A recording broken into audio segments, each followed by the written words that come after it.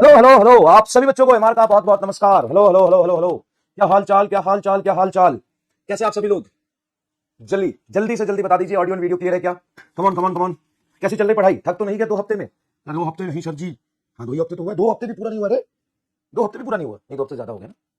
हाँ, 2 हफ्ते थोड़ा ज्यादा हो गया, तीसरा चल रहा है सर जी। तीसरा में सर जी हमारा लेदरी फेदरी गुर्दा सब बाहर निकल गया। ऑडियो एंड वीडियो क्लियर है तो प्लीज एक बार थम्स अप कर दीजिए। क्लियर है, क्लियर है, क्लियर है। लेदरी फेदरी गुर्दा झूठा झूठा सब बाहर निकल गया सर जी, बस करिए। नहीं नहीं नहीं, वॉइस क्रैक अपने आप क्यों करेगा क्रैक? ऐसे मत कर।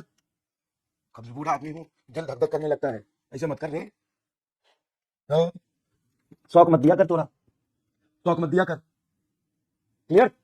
चलिए चलिए चलिए चलिए चलिए। ठीक है, क्लियर है सारा। चलिए, क्या हाल चाल? 3 हफ्ते हो गए, थक तो नहीं गए? इतने सवाल इतने सवाल इतने सवाल सर करा दिए कि दिमाग ही खराब हो गया हमारा। देखो, होता क्या है कि बहुत सारे बच्चे तो पहले भी तैयारी किए होंगे, बहुत सारे नए भी होंगे। तो बहुत सारे पहले बच्चे जो पहले से तैयारी करके बैठे हैं, वो चारों में थोड़ा स्पीड करो सर, फास्ट करो, रफ्तार में दौड़ना है। रफ्तार में दौड़ना है, बहुत तेज दौड़ना है, चिंता मत कर। लेकिन जो पीछे बेसिक मैथ या छोटी छोटी चीजें थी उसको स्ट्रॉन्ग करते हुए आगे बढ़। ठीक है, रिवीजन कर। और तुम्हें अगर बहुत ज्यादा लग रहा है कि नहीं सर अभी तो हम ये क्या पढ़ रहे हैं, तो भाईचारा का ध्यान रख।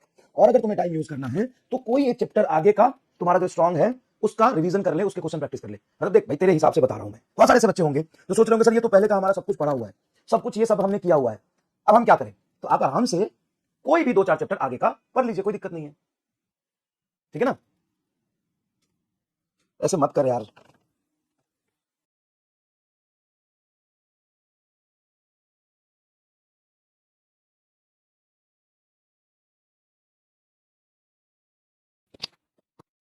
अगर ऐसा है, आपको लग रहा है, अब ठीक है, क्या आवाज जल्दी बता दे, थम्स अप करके बता दे आवाज, ठीक है।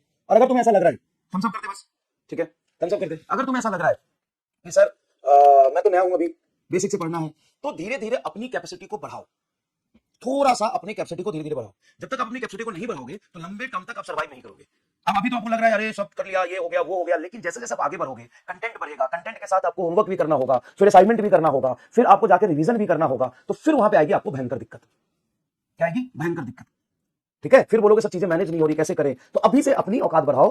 कुछ चीजें डिस्ट्रैक्शन है उसको थोड़ा थोड़ा कट करो, पूरी फोकस पढ़ाई पे करो, मेहनत करो, लगे रहो, तुम्हारा काम हो जाएगा। तो दो लोगों के लिए सजेशन है जो बहुत ज्यादा कह रहे हैं कि तेज चलो, और पहले से हम कुछ चीजें पढ़ चुके हैं, तो आपको सजेशन है कि ये धीरे धीरे रिवाइज करते रहो, साथ चलो, भाईचारा निभाओ, और आगे के 2-4 चैप्टर तुम अपने हिसाब से देख लो, ताकि बाद में तुमको दिक्कत ना आए।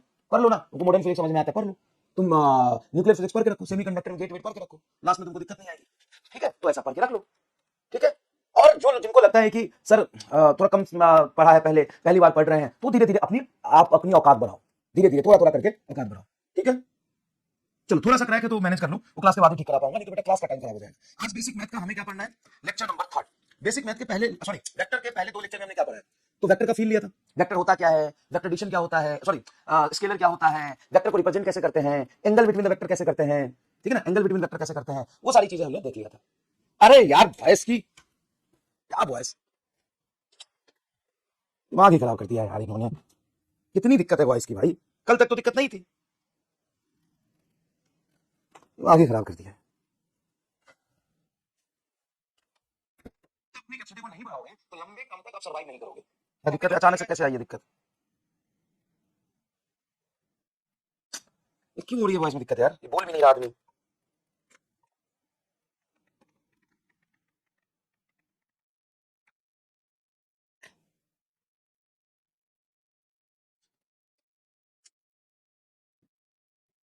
चल भी नहीं रहा वीडियो।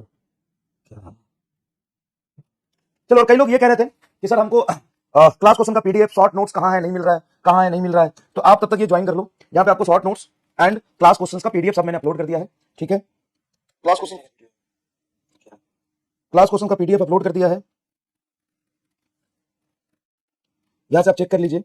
आपको सजेशन है कि ये धीरे धीरे रिवाइज करते रहो, साथ चलो, भाईचारा निभाओ, और आगे के 2-4 चैप्टर तुम अपने हिसाब से देखो, ताकि बाद में तुमको दिक्कत ना आए। तुम इंग्लिश पेपर या सेमी कंडक्टर गेट में देखो, नहीं, ठीक है, तो ऐसा पढ़ लो। ठीक है, जो तुमको लगता है कि सर कोई तुम पढ़ा है पहले, पहली बार पढ़ रहे हैं, आप अपनी औकात बढ़ाओ, धीरे धीरे करके औकात बढ़ाओ। ठीक है, कैसे हो गया यार, समझ नहीं आ रहा है।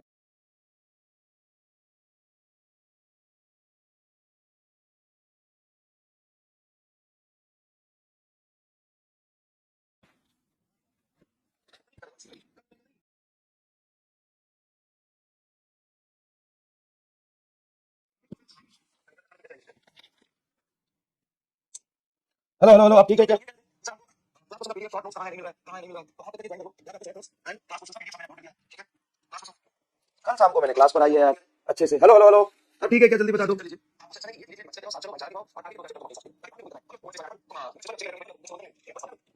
मेरे हिसाब से ठीक लग रहा है।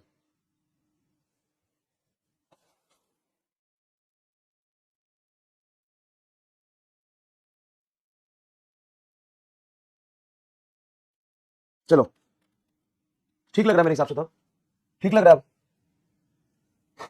देख भाई, ऐसा है कि क्लास के क्वेश्चंस का पीडीएफ मैंने आपको अपलोड कर दिया है। वो क्लास में भी अपलोडेड है, टेलीग्राम पे भी अपलोडेड है, आप वहां से आराम से ले ले, ठीक है, जैसे आपको समझ में आता है। और क्लास क्वेश्चंस के जितने भी क्वेश्चंस हमने कराए हैं सबका पीडीएफ यहाँ पे अपलोड कर दिया है, शॉर्ट नोट्स भी अपलोड कर दिया है, सब कुछ अपलोड है, ठीक है? ठीक है, क्लियर है अब? क्लियर है अब? जल्दी बता दो थोड़ा सा। पता है जब मैं पूछता हूँ ठीक है तो तुम बोल देते हो ठीक है, फिर जब पढ़ाने लगता हूँ तो बोल देते हो नहीं सर गड़बड़ है, ठीक है? ठीक है, क्लियर है? चलो, और देखो ये है मिस्टर फिजिक्स। इसमें मैंने जितने भी क्लास के क्वेश्चंस होते हैं, उत्थान के क्वेश्चंस, उत्थान जो मैंने कराया था जेई मेन के और यकीन प्लस के, सारे क्वेश्चंस का कलेक्शन मैंने इसमें डाल दिया है। इसके सारे चैप्टर वाइज पीडीएफ मैं आपको दे दूंगा, है ना? ये जो बुक है इसके सारे चैप्टर के पीडीएफ चैप्टर वाइज मैं आपको दे दूंगा। लेकिन अगर आप उसका पीडीएफ से पढ़ेंगे बहुत बढ़िया, मैं सारे पीडीएफ दे दूंगा। लेकिन अगर आप उसको प्रिंट निकाल के पढ़ेंगे तो कोई फायदा नहीं होगा। क्यों? क्योंकि पूरे चैप्टर इसमें 11th and 12th basic math vector से लेकर सेमी कंडक्टर तक इंक्लूडेड है। और इसमें पेज लगभग लगभग कुछ 428 के आसपास आएगा और कुछ 400 के आसपास में आपको ये मिलेगा। तो बहुत सारे बच्चे कह रहे थे कि सर हमें पीडीएफ प्रिंट निकालना, तो प्रिंट निकालने में क्या फायदा है? हर चैप्टर का प्रिंट निकालोगे उतना ही पैसा लगेगा। पहली बात, अगर आपको पीडीएफ से पढ़ना तो उसका पीडीएफ बैच में जैसे जैसे चैप्टर होता रहेगा, जैसे वेक्टर है, वेक्टर के आज मैं अपलोड करता हूँ, ठीक है? आज ही वेक्टर का अपलोड करा दूंगा मैं, ठीक है? लेकिन अगर उसको प्रिंट निकालना है तो प्रिंट निकालने में कोई फायदा नहीं है, कोई फायदा नहीं है प्रिंट निकालने में, क्योंकि इसका पूरा जो पेज है और उतने ही पैसे लगेंगे आपको, ठीक है? और इसमें कंप्लीट 11th एंड 12th दोनों इनबिल्ट है। और इसमें क्लास के सारे क्वेश्चंस, यकीन प्लस के क्वेश्चंस, उत्थान के क्वेश्चंस, और इसमें एमआर स्टार अलग कॉर्नर अलग से दिया हुआ है जिसमें बहुत अच्छे कंसेप्ट के सवाल भी हैं इंक्लूडेड, ठीक है? पीडीएफ आपके बैच में अपलोड होते रहेंगे। चलिए, आज हम लोग क्या पढ़ने वाले हैं? तो आज हम लोग डायरेक्शन ऑफ वेक्टर देखने वाले हैं। सर डायरेक्शन ऑफ वेक्टर तो कल भी देखा था, और आज थोड़ा डिटेल में देखेंगे डायरेक्शन ऑफ वेक्टर, ठीक है? उसके बाद हम लोग पढ़ेंगे यूनिट वेक्टर का कंसेप्ट, फाइंडिंग यूनिट वेक्टर। उसके बाद हम लोग पढ़ेंगे finding unit vector. Unit vector की फाइंडिंग करेंगे। मान लो कोई वेक्टर दिया हो तो उसका यूनिट वेक्टर क्या होगा, ठीक है? कोई वेक्टर दिया है तो यूनिट वेक्टर है या नहीं। फिर हम लोग पढ़ेंगे vector addition. Vector vector addition, vector addition में मेन है triangle law of vector addition, triangle law of vector addition, triangle law of vector addition, triangle law of vector addition, ठीक है? आ जाओ, आ जाओ। वॉइस कम है, क्लास ही खराब हो गई आज पूरी। माइक प्रॉब्लम, समझ से कैसे हुआ माइक प्रॉब्लम यार रातों रात?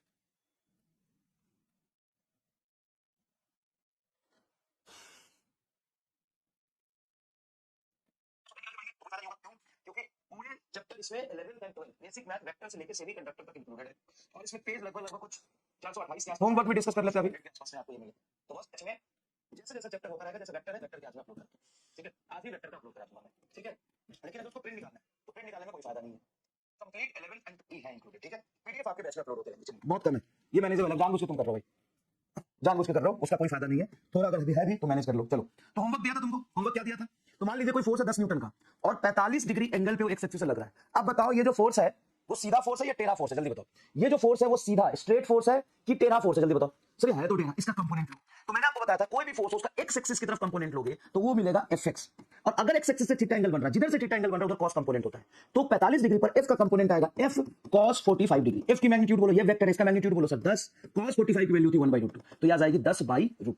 सही है क्या? हां सर। इस 10 का कंपोनेंट अगर परपेंडिकुलर इधर लोगे तो इसको बोलेंगे एफ वाई। जिधर एंगल बनता है उधर कॉस कंपोनेंट, जिधर एंगल नहीं बनता उधर साइन। इधर लेंगे साइन कंपोनेंट, ये होगा 10 sin 45। अब बताओ ये 10 sin 45 की वैल्यू 1/√2। तो क्या इस फोर्स का जो 10 न्यूटन था उसका एक्स कंपोनेंट आया 10/√2 न्यूटन? हाँ सर। ये कंपोनेंट आया 10/√2 न्यूटन। क्या दोनों सेम है? क्या ये दोनों सेम है? अगर ये दोनों सेम है तो बताओ दोनों सेम क्यों है? ये दोनों सेम क्यों है? दोनों सेम इसलिए है, ये फोर्स जो टेढ़ा था वो एकदम बीचों बीच है, इसलिए 45 डिग्री पर इधर कंपोनेंट और 45 डिग्री पर इधर कंपोनेंट एकदम ही सेम आ रहा है। क्या आपने किया था ये? आपने किया था ये, ठीक है ना? हाँ सर किया तो था, सही है। अब देखो ये 10 न्यूटन है, 53 डिग्री एंगल बन रहा है। इसका एक्स कंपोनेंट बोलो क्या निकाला? सर इसका एफ कंपोनेंट एफ एक्स निकाला सर, जो यहां तक आएगा, याद रखना यहां तक आएगा। एफ एक्स निकाला 10 cos 53, तो 10 cos 53 हो जाएगा तुम्हारा cos 53 4/5, हाँ 3/5, cos 53 3/5, तो कटेगा ये 6 न्यूटन आएगा। और इसका वाई कंपोनेंट हो जाएगा एफ वाई बराबर 10 sin 53, sin 53 डिग्री होता है 4/5, 10 इंटू 4/5, तो ये हो जाएगा 8, 5 दूना 10 और 4 दूना 8, ठीक है? ये 60 डिग्री है, इसका कंपोनेंट इधर आएगा एफ एक्स बराबर 10 cos 60, 10 cos 60 हो जाएगा 10 cos 60 इज हाफ, मतलब 5 न्यूटन, cos 60 हाफ, सही है। और इधर आ जाएगा आपका एफ वाई 10 sin 60, 10 sin 60 लिखोगे, 10 sin 60 की वैल्यू होती है √3/2, तो ये हो जाएगा 5 √3 और ये हो जाएगा बेटा 5 न्यूटन। क्या इतना समझ में आ गया? क्या इतना समझ में आ गया? हाँ सर, अब ये सिंपल लिखा है 10 newton at an angle 60 degree. आप इसको लिख सकते हो कि इस एक्स कंपोनेंट आगे आया है तो 5 आई कैप और 5 root 3 J cap, 5 root 3 J cap, या तुम लिखो फोर्स बराबर 10 newton at angle 60 degree from X axis. ये दोनों बातें सेम है कि अलग है? ये दोनों बातें सेम है कि अलग है? मैं कह रहा हूं कि मैंने फोर्स लगाया है 5 न्यूटन एक्स एक्सिस में, 5 रूट 3 वाई एक्सिस में, ये फोर्स लगाया। या मैं बोल दूं कि मैंने फोर्स लगाया 10 newton at an angle 60 degree from X axis, at an angle 60 degree from X axis, X axis से 60 डिग्री ऊपर लगाया है। ईस्ट नहीं है तो यहां पे एक्स एक्सिस के रेफरेंस में 60 डिग्री ऊपर, at an angle 60 degree from X axis, और प्लस 60 मतलब एंटी क्लॉकवाइज में जाके प्लस 60 लिया होगा। क्या कह सकते हो? 60 डिग्री प्लस वाई की तरफ एक्स एक्सिस से। क्या ये दोनों बातें सेम है कि डिफरेंट है? तो ये दोनों बातें सेम है ना बेटा। एक तरीका है आई और जे में रिप्रेजेंट करने का, एक तरीका ओवरऑल मैग्नीट्यूड के टर्म्स में रिप्रेजेंट करने का। समझ रहे हैं? आया? समझ में आया? वॉइस कलेक्ट कर रहा है, थोड़ा सा मैनेज कर लीजिए प्लीज बेटा, हाथ जोड़ रहा हूं प्लीज। ये तुम्हारा वेक्टर है जिसका मैग्नीट्यूड है 10 और 37 डिग्री वाई एक्सिस से। इस फोर्स का कंपोनेंट ऊपर बोलो, इस फोर्स का कंपोनेंट ऊपर बोलो। हेलो, हाँ जी सर, हाँ वो शायद उसमें और दिक्कत है यार। ये अचानक से कैसे होता है यार, ये मुझे समझ नहीं है। कल शाम को मैंने क्लास लिया। किसकी आवाज आ रही है? हाँ? चलो अब चेक करो, तुरंत से चेक करो। चेंज किया मैंने mic. Hello hello hello hello hello hello hello, कम लग रहा है आवाज। Hello hello hello hello hello, अब बताना यार ठीक है क्या आवाज? तैयारी है क्या? तो वॉइस बढ़ा दो, वॉइस कम लग रहा है मुझे। हाँ 10 cos 37 क्या होगा? cos 37 होगा 4/5, तो ये हो जाएगा आपका 8 न्यूटन। अब y में cos कंपोनेंट क्यों गया?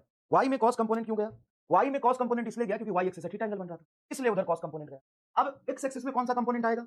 x एक्सिस में कंपोनेंट आएगा, अच्छा ये a है ना, ay, एक a है ना, a से रिप्रेजेंट किया। अब ax कितना होगा सर? 10 sin 37, 10 sin 37 की वैल्यू होती है 3/4, ये कटेगा 2, 6 आ जाएगा, ये 8 आ जाएगा। a है, a फोर्स नहीं है, a है, a से रिप्रेजेंट कर दिया इसको, वेक्टर को, कोई दिक्कत नहीं है, a से रिप्रेजेंट कर दिया।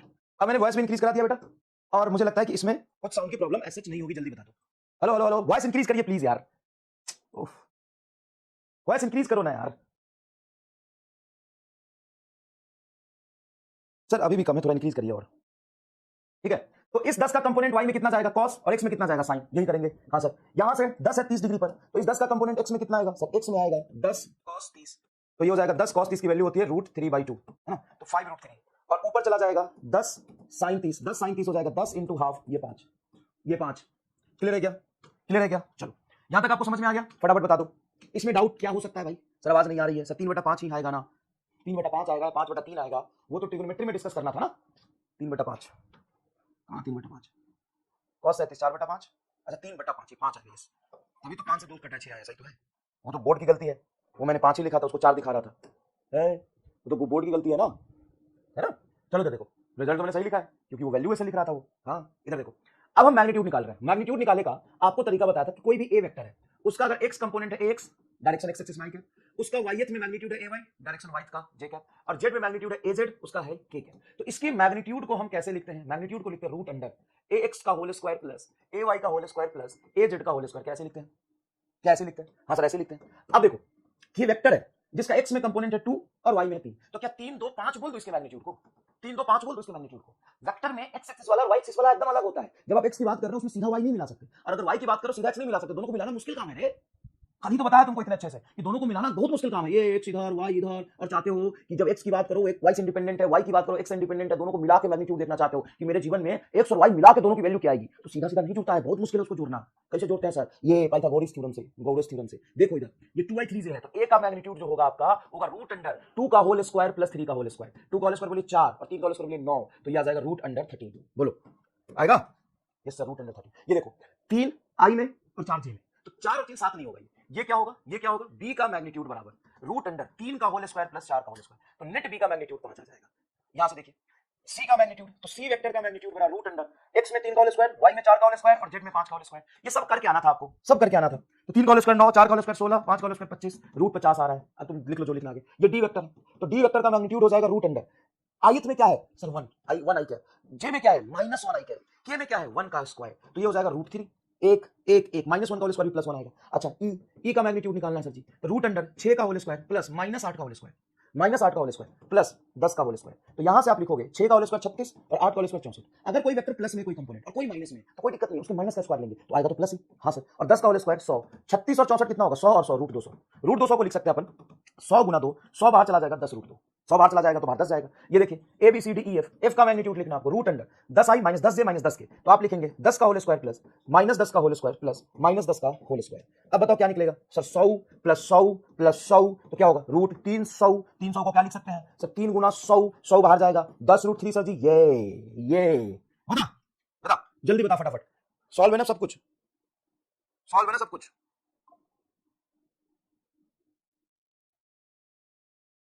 Thank you sir, thank you so much sir. आवाज पता नहीं अचानक से कैसे होने लगा, सॉरी सर, है ना, थोड़ा ध्यान दीजिएगा। ठीक है वैसे तो कोई दिक्कत नहीं है, थैंक यू। चलिए तो आपको ये मैग्नीट्यूड निकालना था, कितने लोगों ने सक्सेसफुली मैग्नीट्यूड निकाला था बताओ, एकदम सक्सेसफुली। सक्सेसफुली कितने लोगों ने मैग्नीट्यूड निकाला था, सक्सेसफुली एकदम एकदम सक्सेसफुली कितने लोगों ने निकाल लिया था?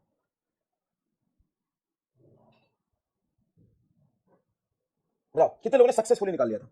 तो एकदम सक्सेसफुली सर जी, एकदम सक्सेसफुली। आओ अब यहां पे समझते हैं डायरेक्शन कोसाइन इसको बोलते हैं, लेकिन नाम पे मत जाओ, भारी भरकम नाम मत समझो, सीधा समझो direction of vector, direction of vector from X Y and Z axis. इसको बोलते तो डायरेक्शन कोसाइन से है ना, लेकिन हमें भारी भरकम नाम से मतलब नहीं है, हमें काम से मतलब है। हमें किस चीज से मतलब है भाइयों?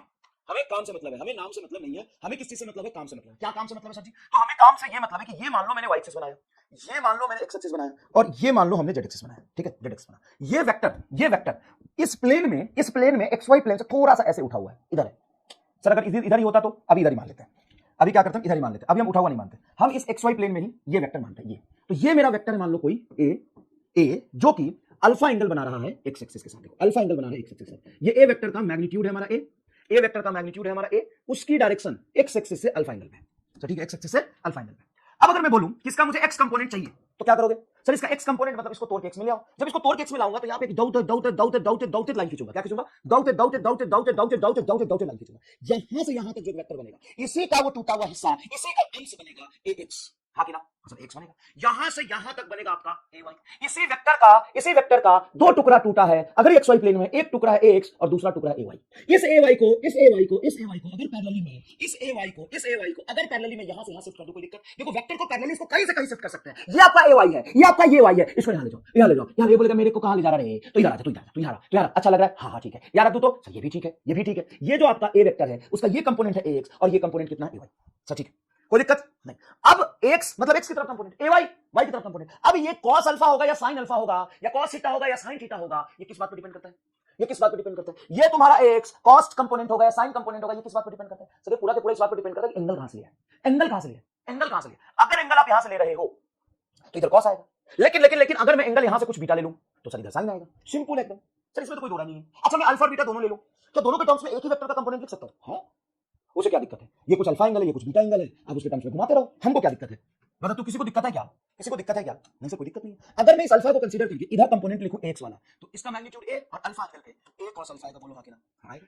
और अगर मैं इसको बीटा वाला एंगल लेके, भाई कुछ ना कुछ एंगल इधर से भी बनेगा, इस बीटा का एंगल लेके ए का कंपोनेंट बीटा एंगल की तरफ लूं, क्या मैं इसको ए cos बीटा नहीं ले सकता हूं? सर ऐसे तो सर ये ए साइन अल्फा भी होगा मैंने मना किया क्या किसी को? नहीं, मैं बोला शरीफ आदमी, किसी को कुछ नहीं कहता हूं मैं किसी को मना किया क्या? ले लिख कहता है कि सर ए साइन अल्फा लिखो, हम लिख। इस ए का अल्फा की तरफ कंपोनेंट ए cos अल्फा, और इस ए का अल्फा से जस्ट अपोजिट ए sin अल्फा, ये भी आएगा और ए cos बीटा भी आएगा। तो ए cos बीटा क्यों आ रहा है? क्योंकि बीटा एंगल इधर से बन रहा है और इधर से एंगल बीटा बन रहा है, तो cos कंपोनेंट है, इस अल्फा एंगल अपोजिट में, तो इधर कंपोनेंट लेंगे sin अल्फा आएगा, दोनों सेम है। सर ये करके दिखाओ एक बार, तब हमको फील आएगा। चलो ना सही बोल रहा है, सही बोल रहा है सर, ऐसे फील नहीं आएगा। चलो मान लो कि कोई ये ए वेक्टर है जिसका मैग्नीट्यूड है 10 मैग्नीट्यूड है, यहां से एंगल बना रहा है 30 डिग्री और यहां से एंगल बना रहा है 60 डिग्री, ठीक है, ये तुम्हारा अल्फा और ये तुम्हारा बीटा। अब सर जी इस ए का जो उसका मैग्नीट्यूड है, उसका वर्टिकल कंपोनेंट ए वाई बताओ कितना होगा? तो ए वाई अगर तो इस एंगल को लेके करोगे तो इधर एंगल है तुम्हारा 30, तो इस एंगल के अपोजिट में क्या होगा? सर साइन कंपोनेंट, तो 10 sin 30 ये लिखोगे, हाँ सर 10 sin 30 लिखेंगे, ए का मैग्नीट्यूड और इधर वाला एंगल लिया तो अपोजिट में साइन कंपोनेंट। और अगर 60 डिग्री ले लो, तो 60 डिग्री की तरफ ए का कंपोनेंट आएगा 10 cos 60।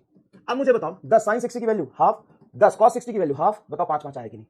ये तेरे मतलब प्रत्यक्ष को क्या प्रमाण की जरूरत है भाई? प्रत्यक्ष को क्या प्रमाण की जरूरत है? लो प्रत्यक्ष को किसी प्रमाण की जरूरत है नहीं सर। तो बात तो आपकी एकदम सही है यार, देखो ना किया है, देखो यहां पे किया तो है तुम्हारे सामने, देखो। तो अगर मैं जिधर एंगल है उधर ही कंपोनेंट लूं तो 60 लूंगा तो cos और 30 लूंगा तो इधर sin। बता मजा आ गया क्या? एकदम मजा आ गया क्या? एकदम समझ आ गया। तो भाई अगर अल्फा लेके इधर कंपोनेंट लूं तो cos अल्फा आएगा सर, बीटा लेके इधर लूं तो cos बीटा आएगा सर, अल्फा एंगल बन रहा है इधर से बीटा एंगल बन रहा है। अब ध्यान से सुनना सर, इस तरीके से अगर आप यहां से cos अल्फा डिफाइन करो तो cos अल्फा क्या हो जाएगा? cos अल्फा क्या होगा सर? cos अल्फा होगा x बटा a, और यहां से अगर मैं cos बीटा डिफाइन करूं, यहीं से देखो cos beta a y by a, cos beta a y by a, A Y by A, जहां पे अल्फा क्या है, angle between A vector and X axis, जहां पे बीटा क्या है, बोलो बीटा क्या है, angle between A and Y axis, angle between A vector and Y axis. ये अब बताओ इस पूरे पूरे पूरे टॉपिक से तुमको क्या समझ में आया, बताओ क्या समझ में आया, बताओ क्या समझ में आया यहाँ पे, क्या तुमने जो किया वो समझ के क्या आया, जो भी तुमने किया यहां से तुमको क्या क्लिक किया, क्या फील आया, क्या समझ आया, बताओ। तो कुछ भी समझ नहीं आया, ये अल्फा एंगल है तो एक कंपोनेंट लेंगे तो कॉस अल्फा आएगा, तो एक्स कंपोनेंट जो आएगा ए कॉस अल्फा होगा, तो कॉस अल्फा को आपने लिख दिया एक्स बाई ए, तो क्या समझ में आएगा, ठीक है कुछ नहीं, ठीक है नहीं इसका कुछ यूज अगर फर्दर में, अच्छा मान लो तुम्हें कुछ मिले, तुम कहीं चल रहे हो अचानक से तुमको गिरा हुआ कुछ कुरकुरे का पैकेट मिलेगा तो क्या करोगे, सर उठाएंगे और खा जाएंगे। तुम चल रहे हो कहीं तुमको कलम मिलेगा क्या करोगे, सर उठाएंगे घर पे ले जाकर लिखेंगे। चल रहे हो कहीं तुमको टोपी मिला क्या करोगे, सर टोपी पहन लेंगे। तो तुम पढ़ रहे हो तुमको कुछ मिला तो तुम सोचो ना भाई कि इसका मैं क्या यूज कर सकता हूं फर्दर, किस सवाल में मैं क्या यूज कर सकता हूं सर कंपोनेंट लेने में। हे प्रभु कंपोनेंट लेने में कल तो इतना कर चुका था और उससे तो आज 6 सवाल भी किया, होमवर्क भी किया है, तो आज मैं टाइम पास ही कर रहा हूं। फिर तो खुद का दिमाग थोड़ा लगा कि इसका मैं क्या यूज करूं सर जी, इसको मिटा दो तुमने, बेटा ये तो फील के लिए कराया था, ये कंपोनेंट तो मैंने दिखाई है ना, बता क्या यूज कर सकता है भविष्य में इसका। सर इतना हमरे बुद्धि होता तो हम यही करते, काला अक्षर भाई क्या करे सर इसका मतलब क्या करे। तो सुन, अगर तुम्हें ये पता हो ए और अल्फा पता हो तो क्या ए और अल्फा का यूज करके कंपोनेंट निकालने का सवाल किया था अभी। हाँ सर देखो ये मुझे फोर्स पता और एंगल पता है तो कंपोनेंट निकाल लिया था। अब इसका उल्टा सोचो कि मुझे ए तो पता है, ए वेक्टर का मैग्नीट्यूड तो पता है और एक्स भी पता है, तो क्या ये अल्फा निकल जाएगा। ओ अच्छा, अरे सर जी अब चमका, अरे इतना तो सच में नहीं किए थे। अगर तुम्हें ए वेक्टर पता हो, हाँ सर पता है ए वेक्टर पता है, और तुम्हें एक्स भी पता हो, हाँ सर पता है एक्स भी पता है, तो एक्स पता है और ए पता है तो अल्फा एंगल निकल जाएगा। हाँ कैसे, ए का कंपोनेंट इधर क्या होगा, ए कॉस अल्फा जो कि एक्स है, तो कॉस अल्फा होगा एक्स वाई ए, तो देखो cos alpha X Y A, cos beta A Y by A. ओ अच्छा, अब कल को ये विजुअलाइज करो कि तुम्हारा जो वेक्टर है वो 3D स्पेस में है, अभी तो प्लेन में लिया था मैंने, 3D स्पेस मतलब हल्का सा एक्सवाई प्लेन से उठा हुआ है, हल्का सा उठा हुआ है ये वेक्टर। अब भाई प्लेन में हमको तो नहीं दिख रहा सर जी उठा हुआ, अबे है उठा हुआ है, वो दिख इसलिए नहीं रहा, तू भी तो एकदम मंद बुद्धि चमन है, कोई तुमको देख के बता सकता है क्या, नहीं सर देख के तो हमको कहता है भुकवा एकदम सीधा शरीफ है, लेकिन अंदर से तो इतना बदमाश है देख के तो कोई नहीं बता सकता। तो यहाँ पे ये प्लेन में इसलिए पता नहीं चल रहा, ऐसे है ये बाहर, यहाँ से ये एंगल बन रहा है अल्फा, ये एंगल बन रहा है अल्फा, ये एंगल बन रहा है बीटा, और जेड एक्सिस से ये एंगल बन रहा है गामा। तो इसमें ज्यादा दिमाग नहीं लगाना तुम्हें, फिर से वही तरीका है कि इसका कंपोनेंट हम जेड की तरफ लेंगे तो क्या आएगा, तो सीधा लिखो ना कॉस गामा बराबर ए वाई बाई ए, जहां पे gamma is the angle between A vector and Z axis. वो तो बोर्ड एक्स वाई प्लेन में इसलिए दिख नहीं रहा हूं, लेकिन है थोड़ा टेढ़ा। अभी वो एक्स अल्फा एंगल बना रहा था, ए का कंपोनेंट ए कॉस अल्फा, बीटा बना रहा तो बी ए कॉस बीटा, गामा बना रहा तो ए कॉस गामा होगा, इधर चला जाएगा। अब एक बात बताओ क्या इसको हमने बहुत अच्छे समझा, क्या इसको याद रखना भी आसान है सर, कैसे देखो ना क्या है, जिस एक्सिस हम एंगल निकाल रहे हैं उसी एक्सिस वाला कंपोनेंट बटाइए, क्योंकि जिस एक्सिस हम एंगल निकाल रहे हैं उधर वाला कंपोनेंट कॉस होता है, तो कॉस अल्फा बराबर उसी का कंपोनेंट बटाइए, कॉस बीटा बराबर बीटा मतलब वाई एक्सिस एंगल निकाल रहे हैं तो वाई का कंपोनेंट बटाइए, कॉस गामा बराबर ए वाई का कंपोनेंट बटाइए। इसको तो याद रखना भी आसान है गुरुजी, ये जेड है, ये मैं वाई नहीं मानना, इसको जेड है, मैंने जेड लिखा था। ये बुढ़वा बहुत बदमाशी कर रहा है, आलम माइकवा भी बदमाशी कर रहा है, बुढ़वा भी बदमाशी कर रहा है, ये हमारा पीछे पड़ गया है, हम लिखते हैं जेड, ये दिखा देता है वाई। हाँ हाँ, तो बताओ क्या इसको विजुअलाइज करना इजी था, समझ में आ गया कि इसको याद रखना भी थोड़ा इजी है सर, कैसे, जिधर से एंगल निकाल रहे हो वही कंपोनेंट बटा मेन मैग्नीट्यूड का vector, cos beta A Y by A, cos gamma A Z by A. देखो और अगर तुम इसको 3 इक्वेशन ले लेते हो, ठीक है सर 3 ले लेते हैं, पहले का होल स्क्वायर प्लस दूसरे का होल स्क्वायर प्लस तीसरे का होल स्क्वायर करके जोड़ दो, पहला क्या बनेगा, पहला बनेगा cos square alpha plus cos square beta plus cos square gamma, मतलब तीनों का स्क्वायर करके जोड़ रहा हूं, तो cos square alpha cos square beta cos square gamma is equal to, इधर भी स्क्वायर हो जाएगा, क्या हो जाएगा, ये हो जाएगा आपका एक्स का square by A plus A Y का square by A plus A Z का स्क्वायर बाई ए। क्या आप लेफ्ट हैंड साइड को स्क्वायर किया, ऐड किया, राइट हैंड साइड को भी स्क्वायर करके ऐड कर दिया। अब यहाँ पे ध्यान से देखिए ये क्या है आपका, so cos square alpha plus cos square beta plus cos square gamma is equal to, क्या यहाँ पे ए सबका बेस आ जाएगा, कॉमन आ जाएगा, हाँ सर ए आ जाएगा, ऊपर में होगा x square plus A Y square plus A Z square. अब ध्यान से सोचो कि इसको तुमने कहीं देखा है, इस पूरे एक एक्स के कंपोनेंट का स्क्वायर, वाई के कंपोनेंट का स्क्वायर, जेड का कंपोनेंट का स्क्वायर कहीं देखा है, सर नहीं। अबे देखा है बुकवा, वी नो कि ए का वैल्यू बराबर root under X square plus A Y का स्क्वायर प्लस ए जेड का स्क्वायर। अब तुमको देखो बोर्ड ने फिर बदमाशी कर दिया सर, क्या सर, देखो आपने दोनों तरफ स्क्वायर करके ऐड किया, इसको स्क्वायर करके ऐड किया, इसको भी स्क्वायर करके ऐड करेंगे, तो ऊपर भी स्क्वायर होगा नीचे भी तो स्क्वायर होगा, टर्म तो ये पूरा स्क्वायर हुआ ना, ऊपर नीचे ऊपर नीचे ऊपर नीचे, हाँ फिर बदमाशी करते देखो। तो वी नो दैट ए बराबर इतना है, इस रूट को उठा के इधर देखो, यही तो है मैग्नीट्यूड निकालने का फॉर्मूला, इस रूट को उधर ले जाओ, जैसे ही इस रूट को आप उधर ले जाएंगे, इस रूट को इधर ले जाएंगे तो क्या ये इधर स्क्वायर हो जाएगा, हाँ इसकी वैल्यू यहाँ पे पुट कर दो, तो देखो ए स्क्वायर बराबर एक्स का स्क्वायर वाई ए स्क्वायर का ए जेड का स्क्वायर, तो ये एज इट इज आएगा तो कट के क्या आ गया 1, तो cos square alpha plus cos square beta plus cos square gamma is equal to 1। तो बोर्ड चेंज करना पड़ेगा यार, ये अच्छे से प्रिंट नहीं कर रहा है। बताओ मैग्नीट्यूड का फॉर्मूला हम जानते हैं, तो ये फॉर्मूला होता है कि अगर कोई वेक्टर एक्स एक्सिस एंगल बना रहा 30, वाई से बना रहा 60, तो जेड से कितना बनाएगा, फटाक से इसको यूज कर सकता है। अगर तुम्हें वेक्टर का मैग्नीट्यूड भी नहीं पता अगर तुम्हें वेक्टर का मैग्नीट्यूड भी नहीं पता, अगर तुम्हें वेक्टर का एंगल भी नहीं पता, कंपोनेंट भी नहीं पता, तो भी अगर आप जेड एक्सिस एंगल निकाल सकते हो, अगर एक्स से और वाई से एंगल पता हो, कैसे? एक्स से 30 डिग्री, वाई से 60 डिग्री, तो लिखोगे cos square 60 plus cos square 30 plus cos square gamma is equal to 1। अरे हाँ यार, ये सही है। Sorry, cos square alpha plus cos square beta plus cos square gamma is equal to 1। देखो ना, cos square alpha cos square beta plus cos square gamma is equal to 1। तो इसका यूज क्या है? इसका यूज क्या है? इसका यूज ये है कि अगर आप x एक्सिस अल्फा बना रहे हो, y एक्सिस से बीटा बना रहे हो, तो z एक्सिस से क्या हो जाएगा? तो z एक्सिस एंगल हो जाएगा gamma cos square alpha plus cos square beta plus cos square gamma is equal to 1। ठीक है, लिखो इसको। चलो, इसको कहते हैं डायरेक्शन कोसाइन, इसी को कहते हैं भाई डायरेक्शन कोसाइन। यहां पे मैंने तुम्हें सिर्फ xy में समझाया था, फिर मैंने z में समझाया, फिर उसको तरीके से ये निकाला। अब इस पे सवाल करते हैं, चलिए लिखिए इसको, इसको रिपीट कर देना है। ठीक है, इसको रिपीट कर देंगे, बिल्कुल कर देंगे। कौन से स्टेप में रिपीटेशन चाहिए बता दीजिए, हम रिपीट कर देते हैं। कौन से स्टेप में चाहिए रिपीटेशन बताइए, इसको लिखिए फटाफट। कम है सर वॉइस अभी भी, तो कोई बात नहीं, अपना डिवाइस का बना लें। सर होमवर्क का बता दीजिए, वो तो सॉल्व करा दिया। एक कैसे है वापस समझाओ, लास्ट वाला रिपीट सर जी। सर मैं लेट हो गया। ये सेम चीज हम साइन के साथ भी कर सकते हैं क्या? हाँ बिल्कुल करेंगे, सबके साथ करेंगे। बेटा ए स्क्वायर की वैल्यू इतनी है, इसको पुट कर दो उसमें, putting value of A square, यही तो किया है, putting value of A square, putting value of A square. अगर मैं ए स्क्वायर की वैल्यू रखूं तो ये ए स्क्वायर एज इट इज यही आएगा, ये टर्म और ये टर्म कट के 1 आ जाएगा।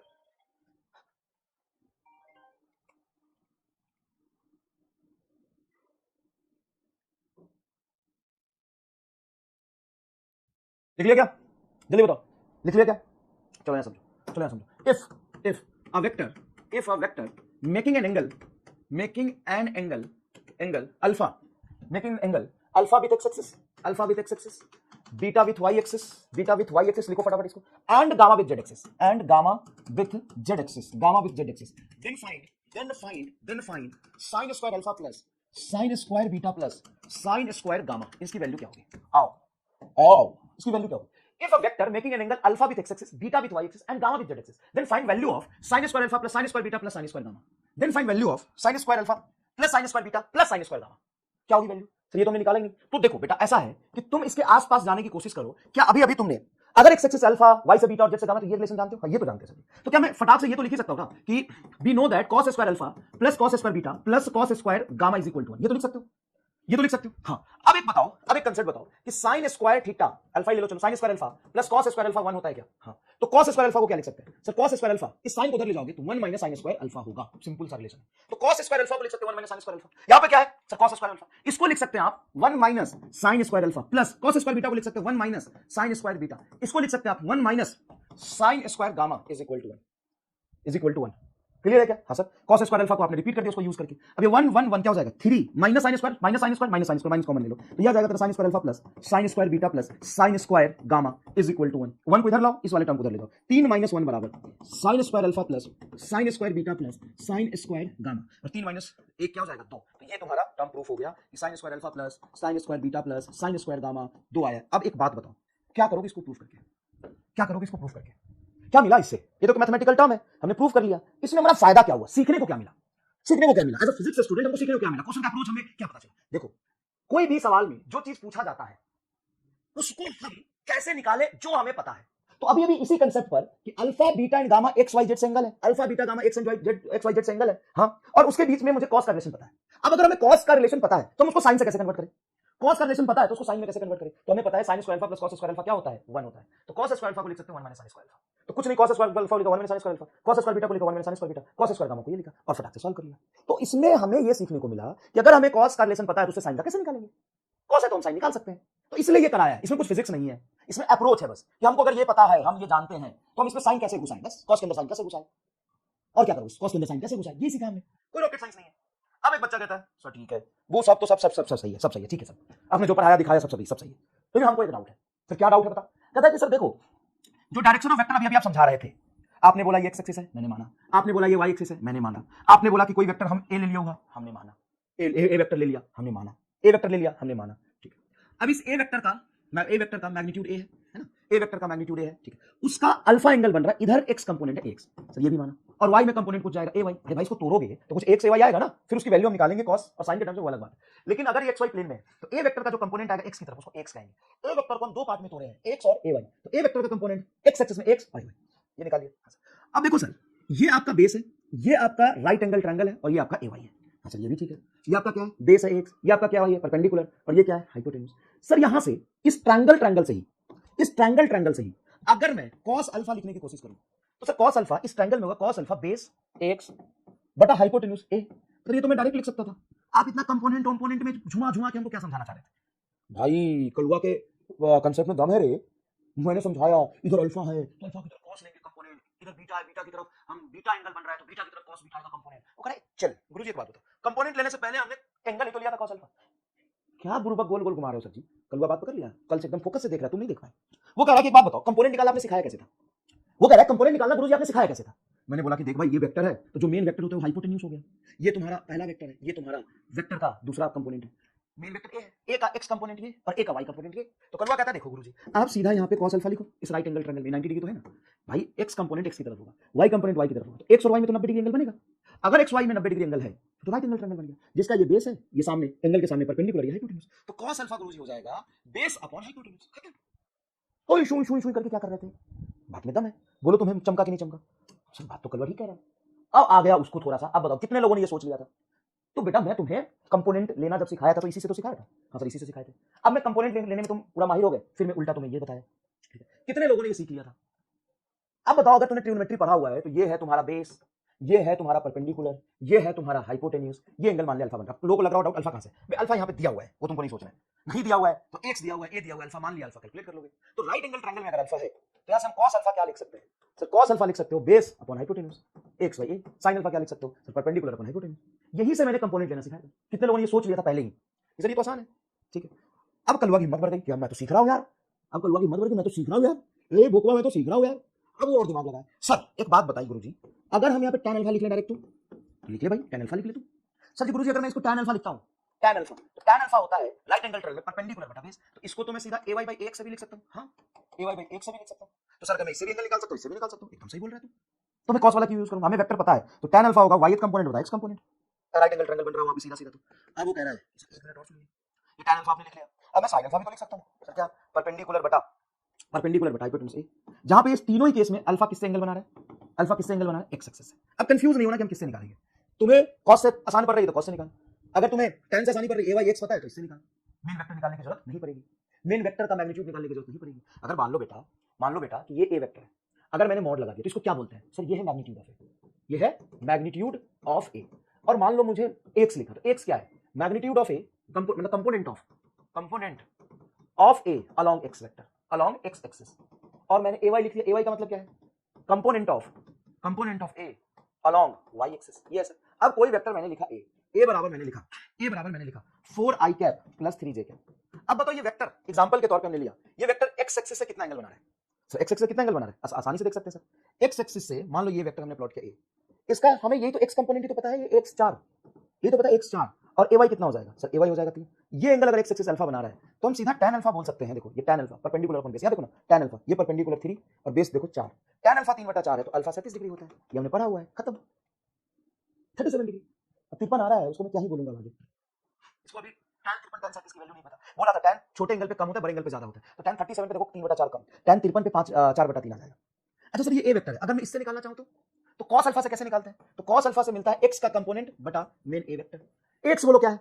सर x तो यहाँ पे दिया हुआ, x तो 4 है सर जी, और a वेक्टर कितना है? सर a वेक्टर तो निकालना पड़ेगा, ये x का कंपोनेंट, ये y का कंपोनेंट, x में कंपोनेंट, y में कंपोनेंट, तो मैग्नीट्यूड ऑफ a कैसे निकलेगा? √4 का होल स्क्वायर प्लस 3 का होल स्क्वायर बराबर ये 5 आएगा, ये 5 आएगा। तो cos अल्फा अगर 4/5 है तो अल्फा 37 डिग्री है। देखो तो cos अल्फा से यूज करके निकाला और tan अल्फा से भी यूज करके निकाला।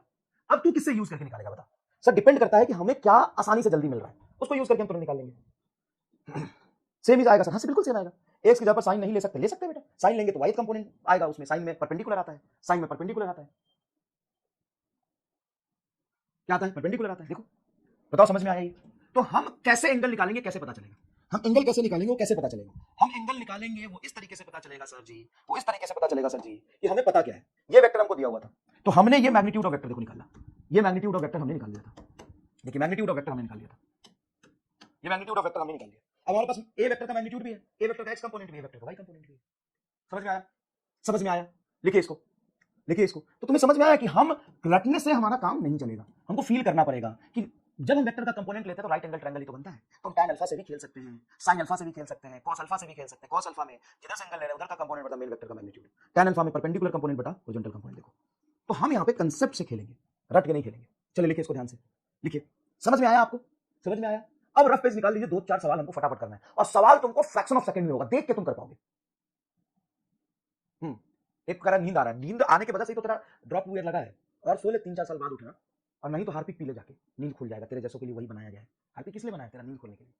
ये ट्रिगोनो में कराया था, तो वही सेम चीज है ये, वही तो मैं समझाने की कोशिश कर रहा हूं, वही मैं समझाने की कोशिश कर रहा हूं कि यहां पे सेम ट्रिगोनोमेट्री में राइट एंगल ट्रायंगल जो बनता है वही ये आया है, वही समझाने की कोशिश कर रहा हूं वही समझाने की कोशिश कर रहा हूं। भोको आप समझ में आया इसको? अरे 2 मिनट ट्रिगोनोमेट्री में क्या था सर जी? अरे वही तो बता रहा हूं यार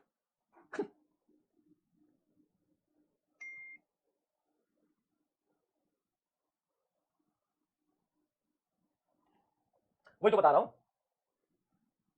बताओ, फील के साथ समझ में आ गया? अच्छा, फील के साथ समझ में आ गया। अब सवाल करो, क्या है? एक वेक्टर है, ए वेक्टर हमको दिया हुआ है 5i cap plus 5√3j cap, ये दिया हुआ है क्या? हाँ sir, 5i cap plus 5√3j cap, क्या दिया हुआ है? 5i cap plus 5√3j cap. Then find angle of vector A from X axis, angle of vector A from X axis. चलो एक काम करो, ए वेक्टर है तो ए वेक्टर का मैग्नीट्यूड निकालना तुमको सिखाया। ये ए वेक्टर, इसका मैग्नीट्यूड होगा रूट अंडर एक्स कंपोनेंट 5 का होल स्क्वायर प्लस 5√3 का होल स्क्वायर। 5 का होल स्क्वायर बोल भाई सर 25, प्लस ये 5 का होल स्क्वायर 25 और √3 का स्क्वायर 3, तो ये आ गया तेरा 25 प्लस 25 तिहाई 75 रूट अंडर 100, मतलब ये आ गया 10।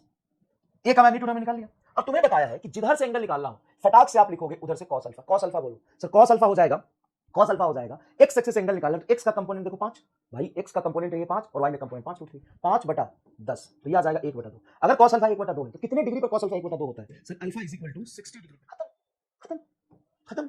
अच्छा सर वैसे निकालते तो tan अल्फा से, tan अल्फा होता है परपेंडिकुलर पर बेस, परपेंडिकुलर 5√3 और बेस 5, 5 से 5 कट गया तो tan अल्फा की वैल्यू आ गई √3। tan अल्फा √3 कब आता है बताना जरा? सब अल्फा 60 डिग्री हो, 60 डिग्री पर tan की वैल्यू √3 होती है। खत्म। अब बता तुमको इतना आसान लगा कि नहीं? सर ऐसे तो हम वेक्टर को पकड़ के रगड़ देंगे, एकदम रगड़ दे। किसने मना किया? रगड़ दे। सर इसको तो आपने 1 सेकंड में 2 मेथड से कर दिया, 10 सेकंड लगे, चल 2 मेथड से कर दिया। अब इसमें आधे भोकवा बच्चे समझेंगे सर ये भी करना, ये भी करना। नहीं, ये मेथड 1 है, हमने सिर्फ cos अल्फा से 60 निकाल लिया, और ये मेथड 2 है, 2 मेथड से कर दिया 10 सेकंड के अंदर ही। ये फील लिया था, इसलिए हमें पता है कि जो ए वेक्टर है xy प्लेन में, तो ऐसे ए वेक्टर है, इसका ये कंपोनेंट ax, ये कंपोनेंट ay और ये वैल्यू a, यहां से अल्फा है तो cos अल्फा होगा base upon hypotenuse, tan alpha होगा परपेंडिकुलर अपॉन बेस। बस। ओ भाई डाउट है इसमें? क्या डाउट आ गया भाई? इसमें क्या डाउट आ गया? चल अगले सवाल कर, ये कर, इसमें डाउट देख रहा हूं, ये कर सवाल, बोल दूंगा अभी मैं तुम्हें, बोल दूंगा मैं अभी तुम्हें। सर इसमें 1/2 कैसे आया? इसमें भाई 5/10 है, तो 5 से 10 को काटोगे तो 2 आएगा, 1/2 कैसे आया? जितने में लिखी उतने में 5 से 10 को काट लेती प्रभु, लास्ट वाला समझ नहीं आया। हाँ 10 कहां से आया है? 10 कहां से आया? 10 ही आया, मतलब कुछ दिक्कत आ रहा है क्या? कनेक्ट नहीं कर पा रहे क्या? ये 100 का मैग्नीट्यूड निकाले 10 आया, तो हमने पहले भी निकाला था। पता नहीं कुछ समस्या आ रही होगी। चलो अब कोई अगर ये डाउट पूछे कि सर 5/10 तो ठीक था, 1/2 कैसे हुआ ये? तो 5 दूनी 10, 5 से 10 को काटेंगे नीचे 2 आएगा, नीचे 2 इसलिए 1/2। भैया जूस की जरूरत पड़ेगी हमको, इसको करो फटाफट, इसको करो फटाफट।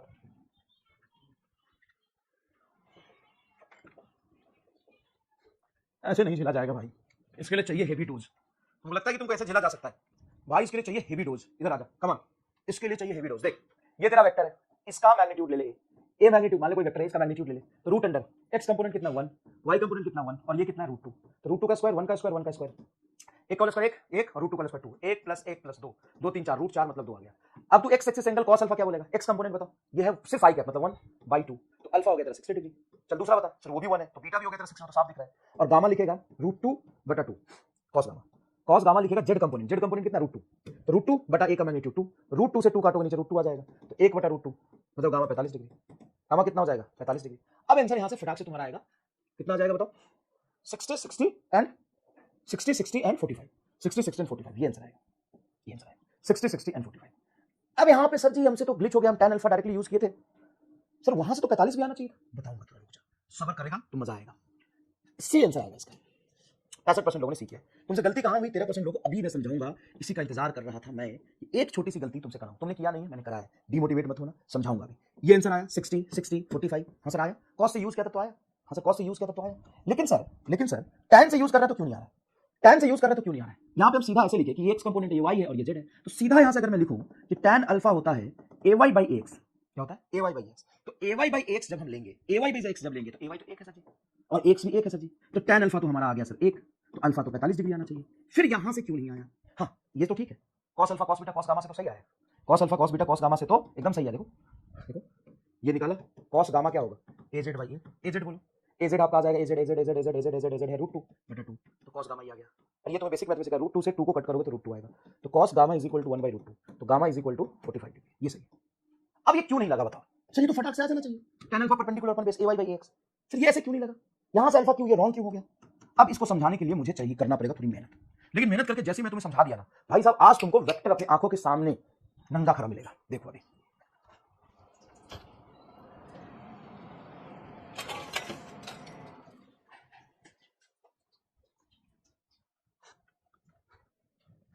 देखो समझाता हूं, चिंता मत करना, समझाता हूं। सबसे पहले देखो, ये है तुम्हारी एक्स एक्सिस, ठीक है, ये है तुम्हारी एक्स एक्सिस और ये है तुम्हारी वाई एक्सिस, ठीक है भाई। तो ठीक है, एक्स वाई एक्सिस हो गया। अब ये फिक्स एक्स एक्सिस और ये क्या है, वाई एक्सिस। अब जब मैं कोई वेक्टर सिर्फ एक्स वाई प्लेन में लेता हूं, अगर मैं कोई वेक्टर सिर्फ एक्स वाई प्लेन में लेता हूं, सुनना, इसको समझना, विजुअलाइज करना जरूरी है। यहां से तू समझ गया ना, आगे कभी तुमको दिक्कत नहीं आएगी। यहां से तू समझ गया ना, आगे कभी तुमको दिक्कत नहीं आएगी। यहां अगर तू फील कर लिया ना इस बात को, तो आगे सवाल में भाई साहब करता उड़ा देगा। देख, ये एक्स एक्सिस है और ये क्या है, वाई एक्सिस। अगर मान ले कोई वेक्टर ये है तेरा एक्स वाई प्लेन में, अगर मान ले कोई वेक्टर ये है तेरा एक्स वाई प्लेन में, तो इसका वर्टिकल कंपोनेंट ये होगा। देख देख, अगर कोई वेक्टर एक्स वाई प्लेन में, तो इसका वर्टिकल कंपोनेंट क्या होगा, इस एंड से लेकर के इस एंड तक, ये वर्टिकल कंपोनेंट होगा। हॉरिजॉन्टल क्या होगा, ये होगा। अच्छा ठीक है, जब वेक्टर एक्स वाई प्लेन में होता है तो। लेकिन अगर वेक्टर तेरा इधर है, तो थोड़ा बाहर निकला हुआ है क्या, देख मैं तुमको ऐसे घुमा के दिखा देता हूं। ये देख, तेरी तरफ एक्स एक्सिस है, ये वाई एक्सिस है और इधर जेड जा रहा है, क्या वेक्टर बाहर है? अब अगर तू एक्स एक्सिस एंगल लेगा तो इसका परपेंडिकुलर कंपोनेंट तो ये आएगा, लेकिन हॉरिजॉन्टल कंपोनेंट जो होगा वो ये आएगा, इधर। हॉरिजॉन्टल कंपोनेंट एक्स में नहीं चिपका। बेटा ये तेरा एक वेक्टर देखो, ये तेरा वेक्टर है, बताओ ये एक्स वाई प्लेन में है कि नहीं, जल्दी बताओ प्लीज बेटा, ये एक्स वाई प्लेन में है कि नहीं? देखो ना, मैं 3D विजुअलाइजेशन के साथ बताता हूं। देखो ये वेक्टर किधर एक्स वाई प्लेन में, ये वेक्टर किधर एक्स वाई प्लेन में, देखो वेक्टर किधर एक्स वाई प्लेन में, पूरा देखो किधर है, सब पूरा का पूरा एक्स वाई प्लेन में। इसका हॉरिजॉन्टल कंपोनेंट एक्स में चिपका और वर्टिकल देखो ये आएगा तेरा वर्टिकल वाई में। लेकिन लेकिन लेकिन अब वेक्टर को मैं एक्स वाई प्लेन से थोड़ा बाहर निकालता हूं, अब वेक्टर को मैं एक्स वाई प्लेन से थोड़ा बाहर निकालता हूं। देखो ये एक्स वाई प्लेन में था, हां सर, ये मैंने बाहर निकाल लिया। अब देखो क्या ये एक्स वाई प्लेन में है? नहीं सर, ये तिरछा हो गया, ये एक्स वाई प्लेन में नहीं है। अब इसका हॉरिजॉन्टल कंपोनेंट किधर जाएगा, एक्स एक्सिस पे कि एक्स एक्सिस से भी किसी अल्फा एंगल पे चला गया? सर एक्स एक्सिस से बाहर चला गया सर जी। हां, वर्टिकल तो ये होगा वाई के पैरेलल, लेकिन एक्स कंपोनेंट एक्स के पैरेलल नहीं आ रहा है। तो वही बात आपको यहां समझना है, वही बात समझना है, वही बात समझना है यहां पर कि अगर कोई वेक्टर, इधर आओ, अगर कोई वेक्टर एक्स वाई प्लेन में, वेक्टर इन एक्स वाई प्लेन, तो इस एक्स वाई प्लेन में, इस एक्स वाई प्लेन में आप cos अल्फा लिखोगे, बेस अपॉन हाइपोटेन्यूस आएगा। tan अल्फा लिखोगे, परपेंडिकुलर y एक्सिस पर चिपका है और ये एक्सिस पर चिपका है, tan अल्फा आ जाएगा। लेकिन अगर तुम 3D वेक्टर लो, 3D में लोगे, ये y एक्सिस है, ये x एक्सिस है, 3D में ये तुम्हारा कहीं z एक्सिस जा रहा है। अब 3D में तूने ये वेक्टर लिया, अब हां ये वेक्टर लोगे तो इसका x कंपोनेंट इधर आएगा, y इधर आएगा। अब 3D में तूने ये लिया, बाहर की तरफ निकला हुआ है, ये वेक्टर लिया, चल ये वेक्टर लिया, ये वेक्टर लिया, तो इसका वर्टिकल कंपोनेंट y के लॉन्ग आएगा, हॉरिजॉन्टल इधर जाएगा। देखो इसका हॉरिजॉन्टल तो इस लाइन पे जाएगा, ये x कंपोनेंट होगा ही नहीं। अच्छा लेकिन लेकिन लेकिन लेकिन अगर तुम वेक्टर इधर ले रहे हो, ये x पर ही चिपकाओगे, अल्फा एंगल यहां से बना रहा है अल्फा, तो इस अल्फा की तरफ तुम्हारा x आएगा, यहां से बना रहा है बीटा, ये पूरा बीटा, ये cos बीटा आएगा, और ये अल्फा गामा यहां से बना रहा है तो cos गामा आएगा। तो ये एक चीज बड़ी इंपॉर्टेंट बात यहां पे समझने को मिली, एक चीज बहुत इंपॉर्टेंट बात यहां पे समझने को मिली, ध्यान से सुनना, कि ये हमेशा वैलिड है, always valid for any vector, any 2D और 3D vector. 2D and 3D vector सबके लिए cos वाला फॉर्मूला सही है, लेकिन tan परपेंडिकुलर अपॉन बेस में ये बेस तभी होगा जब xy प्लेन में बनेगा। ये only for 2D vector, only for 2D vector, ये सिर्फ 2D वेक्टर के लिए सही है। परपेंडिकुलर अपॉन बेस सिर्फ 2D वेक्टर के लिए सही है कि इसमें दो ही कंपोनेंट है, परपेंडिकुलर और बेस। लेकिन परपेंडिकुलर बेस और सॉरी 3D में ये भी सही रहेगा, ये सही रहेगा 3D में। क्यों सही रहेगा? देखो आ गया, हां याद है, इधर का भाग रहा है, इधर का भाग रहा है। देख ये वेक्टर है, xy एक्सिस है, हां सर जी, z एक्सिस बनाओ, ये तेरा z एक्सिस है, चल ये तेरा z एक्सिस है, देख ये तेरा z एक्सिस है, चल अब देख ये xy z एक्सिस हो गया। हां अब यहां पे ये देख वेक्टर क्या है, ये तेरा xy z एक्सिस हो गया, देख इधर x एक्सिस देख इधर जा रहा है, y एक्सिस देख इधर जा रहा है, z एक्सिस देख इधर जा रहा है। अब ये वेक्टर कहीं 3D स्पेस में, इस स्पेस में अगर मैं कह रहा हूं कि इधर से अल्फा बना रहा है x एक्सिस से, तो ये तेरा हो जाएगा cos अल्फा कंपोनेंट, ये बीटा बना रहा है cos बीटा, और ये गामा बना रहा है cos गामा, सिंपल। तो मेन वेक्टर बटा cos अल्फा, देखो यहां से इधर रहेगा तो ऐसे एंगल बनेगा, इधर रहेगा तो ये cos अल्फा बनेगा। तो अगर 3D स्पेस में है, 3D स्पेस में है तो cos alpha will valid, cos alpha will valid, एकदम झमाझम आंसर आएगा। 2D स्पेस में तो भी cos अल्फा वैलिड, लेकिन ये वाला सिर्फ 2D में वैलिड होगा, ये वाला सिर्फ 2D में वैलिड होगा, क्योंकि अगर 3D में है तो ये परपेंडिकुलर तो y में रहेगा, ये x एक्सिस में नहीं रहेगा, x एक्सिस थोड़ा इधर फैल जाएगा, x एक्सिस इधर थोड़ा फैल जाएगा। तो 2D में ये चमक देखो। अब देखो ना, मैंने तुम्हें cos अल्फा से निकाला, tan अल्फा से निकाला, दोनों सेम एंगल आया। देखो ना सॉल्यूशन मैंने tan अल्फा से किया, अल्फा आया 37 डिग्री, यहां पे मैंने सॉल्यूशन तुम्हें cos अल्फा से किया, अल्फा आया 37 डिग्री। क्यों? क्योंकि वेक्टर 2D था। सर सही समझ में आया? अब मैंने यही सवाल दो मेथड से क्यों जानबूझ के कर रहा था, क्योंकि मुझे ये सिखाना था कि अगर ये वेक्टर x और y एक्सिस में है तो x एक्सिस से एंगल जो बनेगा, cos अल्फा से निकालो, tan अल्फा से निकालो, सेम आया 60-60। यहां पे अगर तुरंत से मैं tan अल्फा से निकालूं परपेंडिकुलर अपॉन बेस, तो ये i और j में वेक्टर नहीं है, k में भी निकला हुआ है, तो वेक्टर इस xy प्लेन से थोड़ा बाहर इधर निकला हुआ है। सुनना, मैं पता नहीं मैं समझा पा रहा हूं कि नहीं, मैं समझा पा रहा हूं कि नहीं पता नहीं यार, लेकिन समझा अगर पाया तो मुझे मजा आ जाएगा। ये मैं समझा पा रहा हूं कि नहीं, देख ये तेरा y एक्सिस है, ये तेरा x एक्सिस है, और इधर तेरा z एक्सिस है बाहर, ये तेरा z एक्सिस है, ये तेरा z एक्सिस, ऐसा है कुछ, देख ले ये x एक्सिस, ये y एक्सिस और ये z एक्सिस। अब वेक्टर अगर इधर है तो इसका एक्स कंपोनेंट एक्स पे लेटेगा, वाई कंपोनेंट यहां आएगा, लेकिन वेक्टर टेढ़ा है तो इसका एक्स कंपोनेंट इधर लेटेगा, देख ऐसे लेटेगा, ऐसे। अब कैसे सीखा, चल ऐसे पकड़ लेता हूं, ऐसे तो वैसे ही पकड़ लूंगा मैं, ऐसे देख, देख ये तेरा एक्स एक्सिस है और ये तेरा वाई एक्सिस है, यहां पे मैंने एक वेक्टर बनाया, ये वेक्टर बनाया, ये वेक्टर बनाया, हाँ सर, इसका एक्स कंपोनेंट बोल सर इस पे चिपकेगा, वाई कंपोनेंट इस पे चिपकेगा, तो 2D में चल जाएगा। अगर मैं वेक्टर ऐसे बनाता हूं तो इसका वाई कंपोनेंट तो इस पे चिपकेगा, लेकिन एक्स वाला तो यहां चिपक गया, जो ना कि एक्स का है ना वाई का, देखो यहां चिपका, देखो ऐसे, ऐसे वेक्टर है। तो 3D वेक्टर में, अच्छा सर 3D में फिर क्यों सही हो रहा है, क्योंकि 3D में तो मैं एक्स एक्सिस अल्फा ले रहा हूं, तो एक्स एक्सिस पे तो वही जाके अल्फा कॉस अल्फा चिपकेगा, वाई से बीटा ले रहा हूं, वाई में कॉस बीटा चिपकेगा, जेड में गामा ले रहा हूं, वाई जेड एक्सिस में कॉस गामा जाके चिपकेगा, उसको तो दूसरे वाले से मतलब ही नहीं है। नहीं समझा तू, नहीं समझा तू, ये देख, ये तेरा मान ले, टेढ़ा कर दिया मैंने, ये मान ले तेरा, ऐसे समझ, ये मान ले तेरा एक्स एक्सिस है, ठीक है, ये दिख रहा तेरा एक्स एक्सिस, देख ये तेरा एक्स एक्सिस है, ये तेरा वाई एक्सिस है, और ये तेरा जेड एक्सिस है। अब देख तू, अब देख तू, ये तेरा जेड एक्सिस है, देख क्या एक्स वाई जेड समझ में आ रहा है। अब मैंने ये वेक्टर लिया, अब मैंने ये वेक्टर लिया, तो इसका एक्स कंपोनेंट इसमें चिपका, वाई इसके चिपका। अब मैंने टेढ़ा वेक्टर लिया और मैं कह रहा हूं कि एक्स से अल्फा एंगल बना रहा है, एक्स से क्या चिपकेगा कॉस अल्फा, वाई से भी क्या बना रहा है कॉस बीटा, जेड से गामा बना रहा है कॉस गामा, देख जेड से गामा है तो कॉस गामा, एक्स अल्फा है कॉस अल्फा, ये कॉस बीटा, तो जो चिपकेगा, अगर यहां से गामा एंगल बना रहा है तो ए का कंपोनेंट ए कॉस गामा, यहां से बीटा बना रहा है तो ए कॉस बीटा, यहां से अल्फा बना रहा है ए कॉस अल्फा, तो जो चिपका वही लेना है, तो cos alpha cos beta cos gamma 3D में वैलिड है। लेकिन परपेंडिकुलर और बेस लोगे तो अगर ये वेक्टर ऐसा है तो इसका बेस क्या होगा, ये परपेंडिकुलर क्या होगा, ये अगर वेक्टर इधर है तो इसका बेस क्या होगा, ये अभी किधर जा रहा है, तो इधर इधर नहीं गया, एक्स नहीं गया, एक ए जेड प्लेन में है, ये समझा। तो तुम्हें tan अल्फा से सवाल करना है, जब वेक्टर 2D में ही हो परपेंडिकुलर बटा बेस से तुरंत आएगा। और जब तुम आगे जाओगे मोशन इन द प्लेन पढ़ोगे तो मोशन इन द प्लेन में थर्ड एक्सिस होगा ही, मोशन इन द प्लेन में रिवरमैन में, रेनमैन में, प्रोजेक्टाइल मोशन में, सर्कुलर मोशन में, ये सब मोशन इन द प्लेन बोला है, मतलब 2D में वेक्टर रहेगा, तो 2D में तो perpendicular base perpendicular base perpendicular base खत्म, ये बेस ये परपेंडिकुलर वेक्टर इसी प्लेन में बाउंडेड हो गया, तो सवाल झमाझम होगा, परपेंडिकुलर बेस इधर जाता नहीं, थ्री डी करना नहीं, समझ में आया। लेकिन 3D भी अगर हो तो कॉस अल्फा से निकालेंगे सिर्फ, अगर 2D हो तो कॉस अल्फा और tan अल्फा दोनों चलेगा। चल चल चल, बोल समझ में आया कि नहीं, बोल समझ में आया कि नहीं, बोल समझ में आया कि नहीं। ये रॉन्ग करके भी दिखा दिया, क्योंकि 3D में है तो सिर्फ कॉस अल्फा वाला चलेगा, 2D में है तो tan और कॉस दोनों चलेगा। बोल अब मजा आया कि नहीं, थोड़ा मुश्किल हुआ होगा समझने में लेकिन मजा आया कि। अब ये सवाल है, इस सवाल को जब भी कराता हूं मैं 70% बच्चे उसको 80% बच्चे गलत करते हैं, 30-40% ही सही करते हैं। क्यों, ये क्या लिखा है, कहां से पूछा है, कॉस tan के टर्म्स में ऑप्शन है, थोड़ा पेशेंस दिखा। और अगर तू सवाल को सही कर पाए ना तो बस इतना समझ लेना, मैंने भी सवाल को पहली बार में थोड़ी गलती कर दी थी, तो तू अगर नहीं कर रहा तू समझ जा तू क्या है। फिर ये सवाल को सॉल्व करने में मैंने भी पहली बार में थोड़ी गलती कर दी, अगर तू नहीं कर रहा तो समझ जा तू क्या है फिर, ठीक है। चल देख, गिवन अ वेक्टर a बराबर 2i cap 3j cap, then find angle between a and y axis. क्या बोला, angle between a and y axis, sin cos tan tan के टर्म्स में रिलेशन दिया हुआ है। करो पहले वेक्टर ड्रॉ कर लो, आराम से देखो, y एक्सिस एंड a के बीच में एंगल पूछा है, करो 90 सेकंड का समय देता हूं, शुरू होता है तुम्हारा समय। अब करो आराम से करना, फिर से वही गलती नहीं, 2D में स्पेस नहीं है, 3D में है ही नहीं है, करो।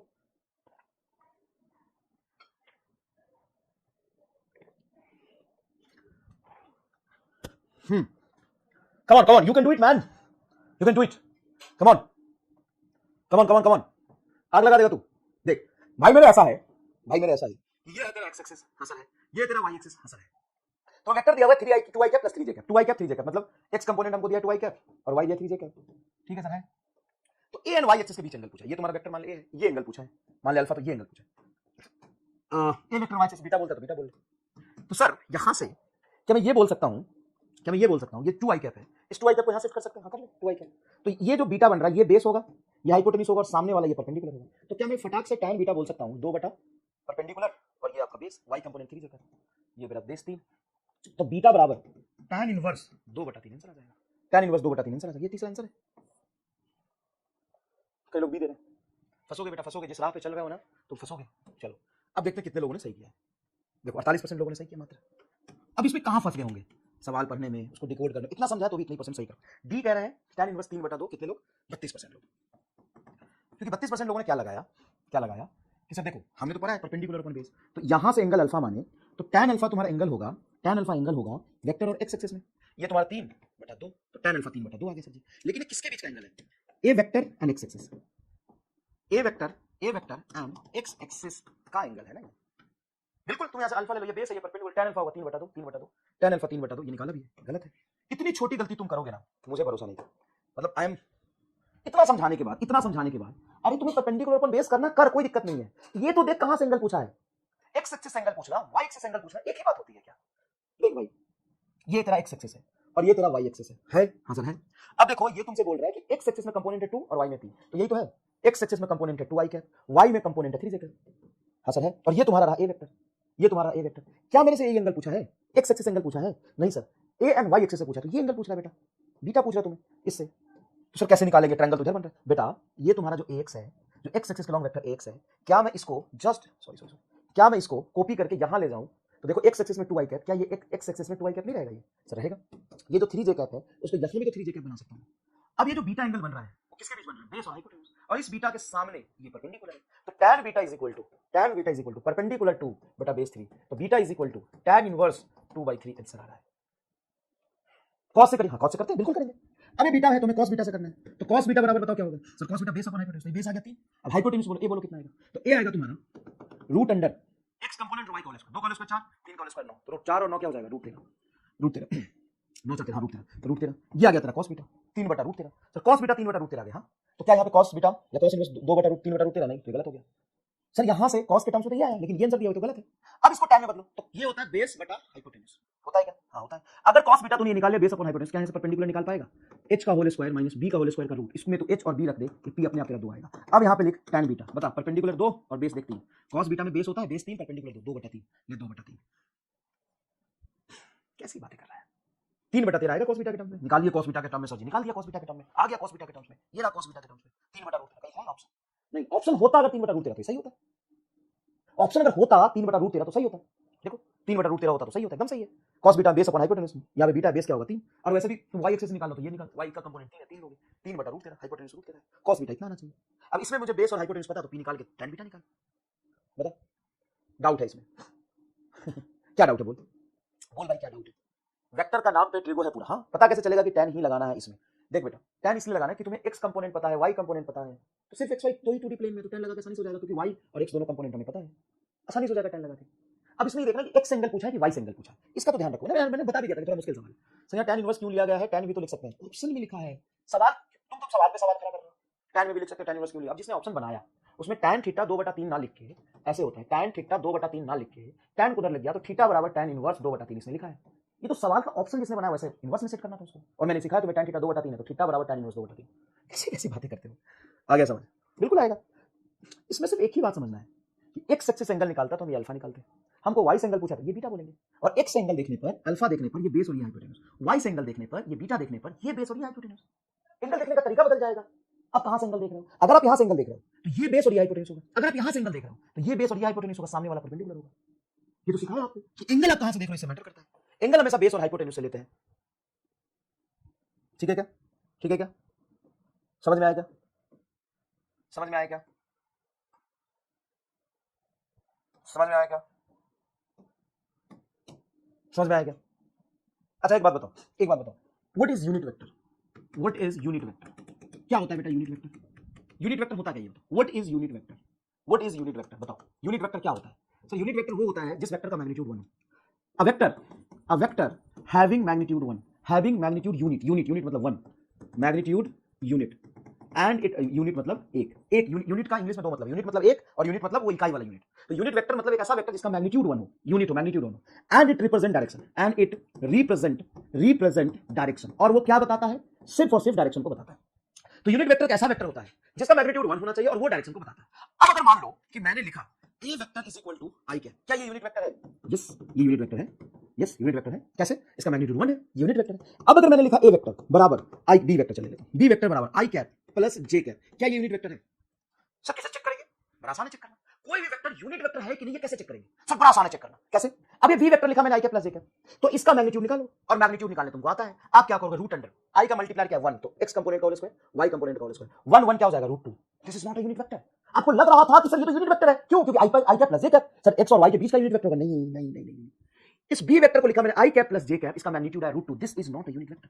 B vector is not unit vector, not unit vector. B vector unit vector ही नहीं है। तो कोई भी वेक्टर यूनिट वेक्टर है या नहीं, इसका फील कैसे आता है? इसका फील आता है कि उसका मैग्नीट्यूड 1 होना चाहिए, तभी वो यूनिट वेक्टर होगा। ये यूनिट वेक्टर है? हाँ ये यूनिट वेक्टर। ना ना ना सर क्या ये यूनिट वेक्टर होगा? देखिएगा क्या ये यूनिट वेक्टर होगा sir? I cap plus J cap minus K cap ना। सी वेक्टर का सॉरी यहां पे सी वेक्टर का मैग्नीट्यूड निकालो, रूट 3 आएगा। C is not unit vector, C is not unit vector, C is not unit vector. कभी भी ये यूनिट वेक्टर नहीं होगा ना। क्या बात कर दिया तूने, क्या बात कर दिया तूने? सी को यूनिट वेक्टर बनाओगे ना? सी को यूनिट वेक्टर बनाओगे ना? ना ना ना, सी यूनिट वेक्टर हो नहीं सकता। अब मैं तुम्हें डी वेक्टर देता हूं। डी वेक्टर को देखना क्या लिख रहा हूं? 1/√2 आई कैप प्लस 1/√2 जे कैप। बताओ क्या होगा? क्या यूनिट वेक्टर है, चेक करो। फाइंडिंग यूनिट वेक्टर नहीं, इसका टॉपिक होना चाहिए checking unit vector. Checking checking checking checking checking unit vector, checking unit vector, unit vector को चेक कर रहे हैं। तो सबसे पहले मैं समझा यूनिट वेक्टर क्या होता है। A vector having magnitude 1 is called unit vector, और सिर्फ डायरेक्शन को रिप्रेजेंट करता है। ठीक है, तो हमने सबसे पहले देखा ए वेक्टर जिसका मैग्नीट्यूड आई क्या था, यूनिट वेक्टर था। B I vector plus J vector, I cap plus J cap unit vector नहीं है। सी यूनिट वेक्टर नहीं है। क्या यूनिट वेक्टर है? तो हमको क्या करना है, किसी भी वेक्टर को चेक करना है यूनिट वेक्टर है कि नहीं। हम कैसे चेक करते हैं सर, उसका मैग्नीट्यूड निकालते हैं। अब इसका मैग्नीट्यूड क्या होगा सर, x कंपोनेंट है 1/√2 का whole square plus y component है 1/√2 का होल स्क्वायर। अब मुझे बताओ 1/√2 का होल स्क्वायर 1/2, सर 1/2, और वो √2 का होल स्क्वायर 1/2, ये भी 1/2। अब बोलो हाफ और हाफ मिलके क्या होगा, 1 1 मतलब 1। ये यूनिट वेक्टर है। Yes yes unit vector, yes D is unit vector, unit vector. क्या तुम्हें मैग्नीट्यूड निकालना आता है तो यूनिट वेक्टर चेक करना भी आता है, एक ही बात है क्या। अगर तुम्हें मैग्नीट्यूड निकालने आता है तो यूनिट वेक्टर चेक करने आता है। ई वेक्टर मान लो मैंने कहीं लिखा sine theta i cap minus cos theta j cap, क्या ये यूनिट वेक्टर आएगा sir. Mod of e check करो, मॉड ऑफ ई चेक करोगे root under sine square theta, भाई आई का कंपोनेंट क्या है, एक्स कंपोनेंट क्या sine theta, sine square theta plus minus cos theta का होल स्क्वायर, ये तो लिखोगे। ये आ जाएगा sine square theta plus cos square theta 1 1 मतलब 1। Yes unit vector, yes yes yes unit vector, yes unit vector. तो कोई भी वेक्टर यूनिट वेक्टर है या नहीं वो कैसे चेक होता है सर, फटाक से उसका मैग्नीट्यूड निकालो, फटाक से उसका मैग्नीट्यूड निकालो, फटाक से उसका मैग्नीट्यूड निकालो। ए वेक्टर यूनिट वेक्टर है, बी वेक्टर यूनिट वेक्टर नहीं है, सी वेक्टर यूनिट वेक्टर नहीं है, डी यूनिट वेक्टर है, ई वेक्टर यूनिट वेक्टर है। फटाक से उसका मैग्नीट्यूड निकालो। अगर मैग्नीट्यूड 1 आया तो यूनिट वेक्टर होगा, मैग्नीट्यूड 1 नहीं आया यूनिट वेक्टर नहीं होगा। क्या है यहाँ पे, क्या स्टेप क्या है, रेमा स्टार बॉक्स में मैं लिख के बता देता हूं क्या करना है। Find value of, find magnitude of vector, magnitude of vector, इसको लिखो फटाफट, magnitude of vector, find magnitude of vector. If magnitude is 1, if magnitude is 1, if magnitude लिख लो नहीं तो बाद में भूल जाओगे कैसे चेक किया था। If magnitude is 1 then it's unit vector, then it is unit vector, then it is unit vector. If magnitude is not 1 then it is not a unit vector. Find magnitude of vector. If magnitude is 1, if magnitude is 1, if magnitude is 1 then it is unit vector, if not then not a unit vector. Find magnitude of vector. If magnitude is 1 then it is unit vector, if magnitude is not 1 then it's not a unit vector. Simple है, simple है। अब बताओ वो unit vector है कि नहीं sir, कौन, वही वो यूनिट वेक्टर है कि नहीं सर, कौन, अरे वही, पता तो करो यूनिट वेक्टर है कि नहीं। उसका मैग्नीट्यूड 1 है कि 2 3 चल रहा है आजकल, पता तो करो एक बार। मतलब सर जी, मतलब पता करो वो ही and C is unit vector और नॉट। सर उसका मैग्नीट्यूड देखना पड़ेगा। हाँ कैसे देखे सर जी, पता करो किसी तरीके से। उसका मैग्नीट्यूड 1 है कि 3 4 चल रहा है, मैग्नीट्यूड 3 4 चल रहा है मतलब समझो गड़बड़ है, 3 4 डायमेंशन में मैग्नीट्यूड चल रहा है, 3 4 डायरेक्शन में मैग्नीट्यूड चल रहा है। देखो पता करो यूनिट वेक्टर है कि नहीं है, बताओ। सी रिपीट कर दीजिए, यहाँ मैं पूरा रिपीट करता, पहले लिख इसको फिर रिपीट करता हूँ। आई cap plus J cap minus K cap, तो मैग्नीट्यूड कैसे निकालेंगे, ये 1 है, ये 1 है, ये 1 है, तो रूट 3 तो आएगा मैग्नीट्यूड। रूट अंडर एक्स के कंपोनेंट का होल स्क्वायर, वाई के कंपोनेंट का होल स्क्वायर, जेड के कंपोनेंट का होल स्क्वायर, फिर उसका मैग्नीट्यूड 5/6 है सर, माइनस में। बहुत बढ़िया। क्या है सर, जीरो वेक्टर है, यूनिट नहीं है सर, जीरो वेक्टर है। बता यूनिट वेक्टर की जीरो वेक्टर है, इसको लिख लिया क्या बेटा अच्छे से, लिख लिया क्या। देख भाई सी को मैं, चलो मैं एफ वेक्टर रिप्रेजेंट कर देता हूँ, नया बना लेता हूँ। आई कैप माइनस जे कैप प्लस के कैप, तो इसको चेक करोगे ना, इसका मैग्नीट्यूड निकालोगे ना भाई, तो ये आएगा रूट अंडर एक्स का मल्टीप्लायर है 1 1 का होल स्क्वायर, वाई का मल्टीप्लायर है -1 का होल स्क्वायर, प्लस के का मल्टीप्लायर है 1 का होल स्क्वायर। तो जब इसका मैग्नीट्यूड निकालोगे तो 1 का होल स्क्वायर 1 -1 का होल स्क्वायर 1 और ये भी 1, तो ये आ जाएगा आपका रूट अंडर 3 आपका। तो ये यूनिट वेक्टर नहीं है ना, इसका मैग्नीट्यूड रूट 3 आया बेटा, इसका मैग्नीट्यूड क्या है, root 3। This is not a unit vector. अब हम बात करते हैं फाइंडिंग ऑफ यूनिट वेक्टर। अब कोई यूनिट वेक्टर नहीं है तो क्या उसका यूनिट वेक्टर निकाल सकते हैं। अगर कोई यूनिट वेक्टर नहीं है तो भी हम क्या उसका यूनिट वेक्टर निकाल सकते हैं। Finding of unit vector, finding of unit vector. अगर मान लो कोई यूनिट वेक्टर नहीं है, नहीं यूनिट वेक्टर नहीं है, या तो भी हम उसका यूनिट वेक्टर निकाल सकते हैं। सर कैसे निकालोगे, कोई यूनिट वेक्टर है ही नहीं तो उसका यूनिट कैसे निकालोगे भाई। यूनिट तो सबका होता है, अब वो यूनिट कभी कभी बढ़ जाता है तो लगता है कि बढ़ गया मैग्नीट्यूड, लेकिन यूनिट तो सबका होता है। सर कैसे, यूनिट तो सबका होता है। सर कैसे, एक यूनिट तो सबका होगा। सर कैसे, ऐसे यूनिट वेक्टर बताता क्या, डायरेक्शन, और डायरेक्शन तो सबके पास होता है। एक मिनट, मान ले मैंने वेक्टर लिखा ए के पास क्या क्या है सर, इसका मैग्नीट्यूड और इसकी डायरेक्शन, इसी को तो यूनिट वेक्टर कहते हैं ना, इसी को तो यूनिट वेक्टर कहते हैं ना। हाँ सर इसी को यूनिट वेक्टर कहते हैं। तो अब बता मुझे ए कैप क्या होगा सर, ए वेक्टर बटा मैग्नीट्यूड ऑफ ए। हाँ तो किसी भी वेक्टर का अगर यूनिट वेक्टर निकालना है, किसी भी वेक्टर का आपको यूनिट वेक्टर निकालना है तो क्या करेंगे सर, यूनिट वेक्टर हमारा हो जाएगा, वो वेक्टर बटा उसका मैग्नीट्यूड। अब एक वेक्टर में क्या क्या होता है, एक वेक्टर में क्या क्या होता है, उसकी वैल्यू उसकी डायरेक्शन। अब इसी वेक्टर को उसके वैल्यू से डिवाइड कर दो, उसके मैग्नीट्यूड से डिवाइड कर दो, एक कट जाएगा, बचेगा एक है, डायरेक्शन बचेगा। जैसे example find unit vector of given vectors. अब गिवन वेक्टर का सबसे पहला वेक्टर तेरा ए, आई कैप प्लस जे कैप, ये यूनिट वेक्टर है क्या, नहीं। इसका यूनिट वेक्टर निकालो। सर कैसे निकालेंगे, सुन लो, कुछ नहीं करना। ये तुमको ए वेक्टर दिया हुआ है, पहले इसका मैग्नीट्यूड ऑफ ए निकालो। ए वेक्टर दिया हुआ, पहले इसका मैग्नीट्यूड निकालो। मैग्नीट्यूड आएगा सर रूट अंडर 1 का होल स्क्वायर प्लस 1 का होल स्क्वायर रूट 2, ये मैग्नीट्यूड आ गया। अब मुझे वेक्टर जो दिया हुआ था उसका मैग्नीट्यूड पता है, तो वेक्टर को उसके मैग्नीट्यूड से डिवाइड करो, यूनिट वेक्टर आएगा। तो unit vector is nothing but A vector पूरा का पूरा बटा उसका मैग्नीट्यूड। ए वेक्टर बोलो क्या है sir, I cap plus J cap. हाँ आई कैप प्लस जे कैप, इसको रूट 2 से डिवाइड कर दो। अब एलसीएम लेके दोनों में भी डिवाइड कर सकते हो, 1/√2 आई कैप प्लस 1/√2 जे कैप, ये आपका यूनिट वेक्टर है। This is called unit vector. A cap क्या है? 1/√2 आई कैप 1/√2 जे कैप। चेक करो जरा, ये पहले तुमको फील दिला दिया मैंने, यहाँ पे देखो। अगर मैंने ये डी वेक्टर लिखा था, क्या यूनिट वेक्टर है? इसका मैग्नीट्यूड बनाएगा, चेक करके दिखाया था, यहाँ देखो। अब ये वेक्टर यूनिट वेक्टर नहीं था, ये तुम्हारा यूनिट वेक्टर नहीं था। हमने इस वेक्टर का मैग्नीट्यूड निकाला और इसी वेक्टर को इसके मैग्नीट्यूड से डिवाइड कर दिया, तो देखो यूनिट वेक्टर आ गया। बहुत इजी है, बहुत इजी है। आपको क्या करना है? आपको वेक्टर निकालना है और उसके मैग्नीट्यूड से डिवाइड करना है। आपको वेक्टर निकालना है और उसके मैग्नीट्यूड से डिवाइड करना है। चलिए देखिए, मान लीजिए कि ए वेक्टर मैंने निकाला 3i cap plus 4j cap, find its unit vector, find its unit vector. अच्छा, find its unit vector, unit vector निकालते ही मुझे क्या पता चलेगा?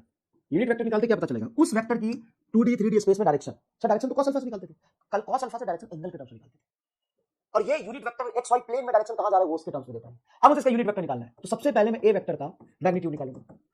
सबसे पहले मैं क्या करूंगा, इसको मैं फटाफट 4-5 कॉपी ले रहा हूं इसका, ठीक है ना।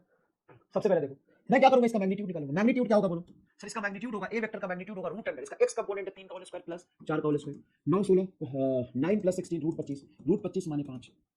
अब मैं लिखूंगा कि ए कैप बराबर ए वेक्टर बटा magnitude of A vector. A vector बोलो कितना है सर? ए वेक्टर है 3i cap plus 4j cap, magnitude उसका बोलो कितना है सर? 5, खत्म, यूनिट वेक्टर है। अब तुम इसका कल को मैग्नीट्यूड निकालोगे ना, चेक करोगे इसका, ये क्या आ रहा है? 3/5 i cap plus 4/5 j cap, तो ये निकालो, इसका यूनिट मैग्नीट्यूड आएगा। तो तुमसे ना डायरेक्ट ऐसे सवाल पूछेगा कि कोई वेक्टर दे दिया, उसका यूनिट वेक्टर निकालो। भाई साहब, कोई भी वेक्टर दे दिया, उसका यूनिट वेक्टर निकालो। जैसे देखो, ये मैंने ए वेक्टर दिया 3i cap minus 5j cap plus 4k cap, ये वेक्टर दे दिया 3i cap minus 5j cap plus 4k cap, find its unit vector. क्या करेंगे सर? हम लेंगे मैग्नीट्यूड ऑफ ए, निकालेंगे पहले। मैग्नीट्यूड ऑफ ए क्या आएगा? तो x कंपोनेंट 3 का होल स्क्वायर प्लस माइनस 5 का होल स्क्वायर प्लस 4 का होल स्क्वायर। बताओ क्या होगा? 3 का होल स्क्वायर 9, 5 का होल स्क्वायर 25, 4 का होल स्क्वायर 16 और 9 25, 25 रूट 50। रूट 50 को हम लिख सकते हैं 25 गुना 2, 25 गुना 2 मतलब 5√2, क्या जाएगा? 5√2। तो ए कैप बताओ क्या हो जाएगा? ए कैप होगा ए वेक्टर बटा magnitude of A vector. A vector is 3i cap minus 5j cap plus 4k cap divided by 5√2। समझ गए क्या? समझ गए क्या? जल्दी बताओ, समझ गए क्या? सर ये तो एकदम मजदूरी है। यस, एकदम मजदूरी है, एकदम मजदूरी है, कुछ नहीं करना। सर मैग्नीट्यूड निकालना तो आज ही हमने सीखा था, सीखा था। तो वेक्टर को लेंगे, उसके मैग्नीट्यूड से डिवाइड कर देंगे, वेक्टर को लेंगे, उसके मैग्नीट्यूड से डिवाइड कर देंगे, सिंपल है। वेक्टर को लेंगे, उसके मैग्नीट्यूड से डिवाइड करेंगे, हमें यूनिट वेक्टर पता चल जाएगा। वेक्टर को लेंगे, उसके मैग्नीट्यूड से डिवाइड करेंगे, हमें यूनिट वेक्टर पता चल जाएगा। क्लियर है क्या? हमें यूनिट वेक्टर पता चल जाएगा, इजी है। अब चलो ये सवाल करो, क्या कह रहा है कि एक वेक्टर है ए जो कि 0.6 i cap into beta j cap and it is a unit vector, then find value of beta. अब ये थोड़ा सवाल घुमा के दिया, क्या दिया? सवाल थोड़ा घुमा के दिया, क्या दिया? कि एक वेक्टर है ए जिसकी वैल्यू है 0.6 i cap plus beta j cap, एक वेक्टर है ए जिसकी वैल्यू है 0.6 i cap plus beta j cap, और ये यूनिट वेक्टर है। क्वेश्चन में गिवन है कि it is a unit vector. कोई वेक्टर है ए जिसकी वैल्यू दी मुझे 0.6 i कैप, देखो प्लस बीटा j कैप, और बोला ये यूनिट वेक्टर है यूनिट वेक्टर है, लिखा है it is a unit vector, मतलब यूनिट वेक्टर है। तो मुझे इस बीटा की वैल्यू बताओ क्या होगा? तो अगर ये यूनिट वेक्टर है, इसका मैग्नीट्यूड क्या होगा सर? 1। अगर ये यूनिट वेक्टर है तो मॉड ऑफ ए मैग्नीट्यूड क्या होगा? 1। और मैग्नीट्यूड निकालते कैसे सर? मैग्नीट्यूड निकालते रूट अंडर 0.6 का whole square plus beta square, x का कंपोनेंट का मैग्नीट्यूड, वाई कंपोनेंट का मैग्नीट्यूड का स्क्वायर और रूट, इस रूट को इधर ले जाओ तो 1 का होल स्क्वायर 1 ही रहेगा, 0.6 का whole square plus beta square. अब ये 1.6 का होल स्क्वायर क्या आएगा बताओ? 0.36। 0.6 का होल स्क्वायर करना सिखाया मैंने, इसलिए बेसिक मैथ में आपको 0.6 का होल स्क्वायर करोगे मतलब 6/10 लिख सकते हैं। 0.6 पॉइंट हटाएंगे, एक ही डिजिट है तो 6/10 का होल स्क्वायर, 6 का होल स्क्वायर 36/100, 0.36 आएगा, 0.36 आएगा, ठीक है, प्लस बीटा स्क्वायर। तो बीटा स्क्वायर बराबर 1 माइनस 0.36, 1 माइनस 0.36 कितना होगा सर? ये हो जाएगा आपका 30 होता 70 64, 0.64 आएगा क्या बीटा स्क्वायर? तो बीटा हो गया तेरा रूट अंडर 0.64, रूट अंडर 64 मतलब 64/100, 64 बाहर जाएगा 8/10, 0.8 आएगा। ये भी निकालना सिखाया तुम्हें, रूट अंडर 0.64 होगा 0.8, 0.8। मजा आया कहीं सवाल में? मजा आया कि नहीं सवाल में? बताओ मजा आया कि नहीं सवाल में? बोलो मजा आया? तुमने कर लिया? हाँ सर बहुत आसान है सर, ये सब तो एक ये करना, अब कुछ कोई दिक्कत नहीं है। ये ए वेक्टर है, जो ए वेक्टर 0.4 i कैप मतलब x कंपोनेंट है, y भी है, z भी, कुछ नहीं करना। ये अगर यूनिट वेक्टर है तो इसका मैग्नीट्यूड क्या होगा सर? 1 होगा। इसका मैग्नीट्यूड लिख लो, ये तुम्हारा होमवर्क है, ठीक है ना? तुम कर लोगे, तुम कैलकुलेशन कर लोगे। अब थोड़ा आगे चलते हैं, थोड़ा आगे चलते हैं, ये भी एक होमवर्क है, कर लेना, कर लेना। ये लेवल अप है, थोड़ा सोचना पड़ेगा इसमें आपको, सोचना, कोई बात नहीं, मैं सॉल्यूशन करा दूंगा। अब एडिशन ऑफ टू वेक्टर की बात करते हैं, addition of two vector, vector addition की बात करते हैं। अब हमें वेक्टर को ऐड करना है, वेक्टर को ऐड करना है, वेक्टर एडिशन। जैसे मान लो मैंने लिखा कि कोई ए वेक्टर है एंड बी वेक्टर, दो वेक्टर हमको गिवन है, हमें वेक्टर को ऐड करना है। तो मैंने वेक्टर ऐड किया ए वेक्टर प्लस बी, या मैंने ऐड किया ए प्लस बी। इन दोनों में क्या फर्क है? इन दोनों में क्या फर्क? देखो कोई वेक्टर है A and B, two vector A vector and B vector are given. Then A vector plus B vector ये क्या बता रहा है? और सिंपल ए प्लस बी क्या बता रहा है? और mod of A plus B क्या बता रहा है? Mod of A vector plus B vector क्या बता रहा है, और ए वेक्टर का मैग्नीट्यूड प्लस बी वेक्टर के मैग्नीट्यूड का सम क्या होता है। ये तो ये चीज हो गया ना, ए वेक्टर के मैग्नीट्यूड को क्या लिख सकते हैं ए, और बी वेक्टर के मैग्नीट्यूड को क्या लिख सकते हैं बी। तो mod of A is A, mod of B is B. इन तीनों में पहले डिफरेंस समझो, तभी तुमको आगे समझ में आएगा। इन तीनों में डिफरेंस समझो। मैं कह रहा हूं कि वेक्टर एडिशन करना है, two vector A and B are given, then A vector plus B vector क्या है, बताओ A vector plus B vector क्या है। तो ये है vector addition of, vector addition of A vector and B vector. मतलब मैं resultant of A and B निकाल रहा हूं, resultant vector of A vector and B vector, मतलब ए और बी का जो रिजल्टेंट आएगा ना वो निकाल रहा हूं। एडिशन को कई बार सीधा रिजल्टेंट से बोल देते हैं, बोलेंगे 10 न्यूटन और 10 न्यूटन का रिजल्टेंट बताओ, 3 न्यूटन फोर्स और 4 न्यूटन फोर्स का रिजल्टेंट बताओ। Resultant what is called synonyms of vector addition. Feel आ गया तो दिल बना दो, सही तो बहुत इंपॉर्टेंट है, कई बार इससे कंफ्यूज हो जाते हैं। फील आया, रिजल्टेंट मतलब वेक्टर एडिशन। कहीं लिखा है कि दो वेक्टर का रिजल्टेंट बताओ, रिजल्टेंट रिजल्टेंट मतलब वेक्टर एडिशन। और ये वेक्टर एडिशन किसके साथ कर रहा है, ए वेक्टर का बी वेक्टर के साथ कर रहा है, मतलब डायरेक्शन के साथ कर रहा है। ऐसा नहीं है कि अगर मुझे पता है कि ए वेक्टर आपका है 3 और बी वेक्टर आपका 4, तो A vector plus B vector साथ होगा, नहीं साथ नहीं होगा। यहां पे डायरेक्शन भी देखना है ए और बी का, डायरेक्शन के साथ ऐड करने को हम वेक्टर एडिशन बोलते हैं। ट्रायंगल ऑफ वेक्टर एडिशन से पढ़ेंगे। तो A vector plus B vector का मतलब है resultant of A and B, resultant vector, resultant ये सीधा लिख लो, resultant of A vector and B vector, resultant of A vector plus B vector is resultant of A and B and vector addition of A. यहां पे आपको direction के साथ add करना है, डायरेक्शन के साथ ऐड करना है। लेकिन कहीं मान लो ए और बी वेक्टर दिया है और सीधा हमसे पूछा कि ए प्लस बी क्या होगा, तो ये sum of magnitude of A vector and B vector, direction नहीं लिया, डायरेक्शन के साथ ऐड नहीं किया, साथ ऐड नहीं किया। यहां पे सिर्फ पता है क्या किया तुम्हारा कि ए वेक्टर का मैग्नीट्यूड 3 है, बी वेक्टर का मैग्नीट्यूड 4, सीधा 3 और 4 साथ कर दिया। ये डायरेक्शन ऐसे बोला ही नहीं, बोला कि वेक्टर है हां तो ए और बी बताओ। कई बार पूछते हैं तुमसे, पता है क्या बोलेंगे कि दो वेक्टर गिवन है, find sum of their magnitude. Sum of their magnitude मतलब दो वेक्टर गिवन है, उसका सम ऑफ देयर मैग्नीट्यूड। तो सम ऑफ देयर मैग्नीट्यूड है, sum of magnitude of A vector and B vector. A vector और बी वेक्टर का सीधा मैग्नीट्यूड जोड़ दिया, ये ए और बी वेक्टर के डायरेक्शन के साथ उसका रिजल्टेंट निकाला, इसको कहते हैं वेक्टर एडिशन। इसको वेक्टर एडिशन नहीं कहते हैं, दो वेक्टर दिया है, डायरेक्शन को बोला कि फॉर्म में जाओ, सीधे उसकी दोनों वैल्यू को ऐड कर दिया। समझ रहे हो। और ये क्या है बताओ, ये क्या है बताओ सर, आप बताओ, तुम बता दो तो सर। ये है मैग्नीट्यूड ऑफ वेक्टर एडिशन या resultant of A and B, resultant of A vector and B vector, A vector plus B vector. मतलब हमने magnitude of resultant of A and B निकाला है, ए और बी वेक्टर जोड़ के डायरेक्शन के साथ जोड़ के, अब उसकी जो वैल्यू आई है उसमें डायरेक्शन हटा दिया। जैसे ए है मान लो 3 आई कैप और बी है तेरा 4 जे कैप, तो हम डायरेक्शन के साथ ऐड करेंगे। ये एक्स एक्सिस में है, ये वाई एक्सिस में 3 और 4 जोड़ के 5 आएगा कुछ इधर। तो हम डायरेक्शन नहीं देख रहे हैं, बस रिजल्टेंट जो डायरेक्शन के साथ ऐड किया है, रिजल्टेंट जो डायरेक्शन के साथ ऐड किया उसका सिर्फ वैल्यू देख रहे हैं। तो ये क्या होगा, magnitude of resultant of A and B. Clear है क्या, क्लियर है क्या। ये फील आया पूरा बहुत अच्छे से। हाँ सर फील तो आया कि दो वेक्टर अगर गिवन है और ए प्लस बी करते उसका मतलब क्या है, और सिर्फ ए प्लस बी कहीं लिखा हुआ है या mod of A plus B कहीं लिखा हुआ है उसका मतलब क्या है, और mod of A vector plus B vector लिखा हुआ है इसका मतलब क्या है। पूरा वेक्टर खत्म हो जाता है। बच्चे को यही दिक्कत आती है, बड़ी चीजों में दिक्कत नहीं आती है। ईमानदारी से बताओ, कोई बड़ी चीजों में दिक्कत आती है कि सिर्फ इस चीज में दिक्कत आएगी। ईमानदारी से दिल से बताओ, ईमानदारी से दिल से बताओ कि तुम्हें कोई बहुत बड़ी चीज में दिक्कत आएगी कि सिंपल चीज में दिक्कत आएगी, बहुत बड़ी चीज में दिक्कत आएगी कि बहुत छोटी चीज में दिक्कत आएगी। तो इसे देखने में दिक्कत आती है लोगों को। ठीक है चलो, vector addition, addition in terms of their component, in terms of their component, their component के टर्म्स में ऐड कर रहा है। मतलब मैं ये कह रहा हूं कि वेक्टर एडिशन में सिर्फ ट्रायंगल ऑफ वेक्टर एडिशन ही नहीं आता, तुम्हें वेक्टर एडिशन करना होगा और बहुत छोटे छोटे वेक्टर एडिशन करने होंगे। कैसे, जैसे मान लो कोई ए वेक्टर है जिसका x कंपोनेंट है ax i cap, y component है ay j cap and z component है az k कैप, और कोई वेक्टर है b वेक्टर जिसका x कंपोनेंट है bx i cap, y component है by j cap and z component है bz k कैप। ये वेक्टर है।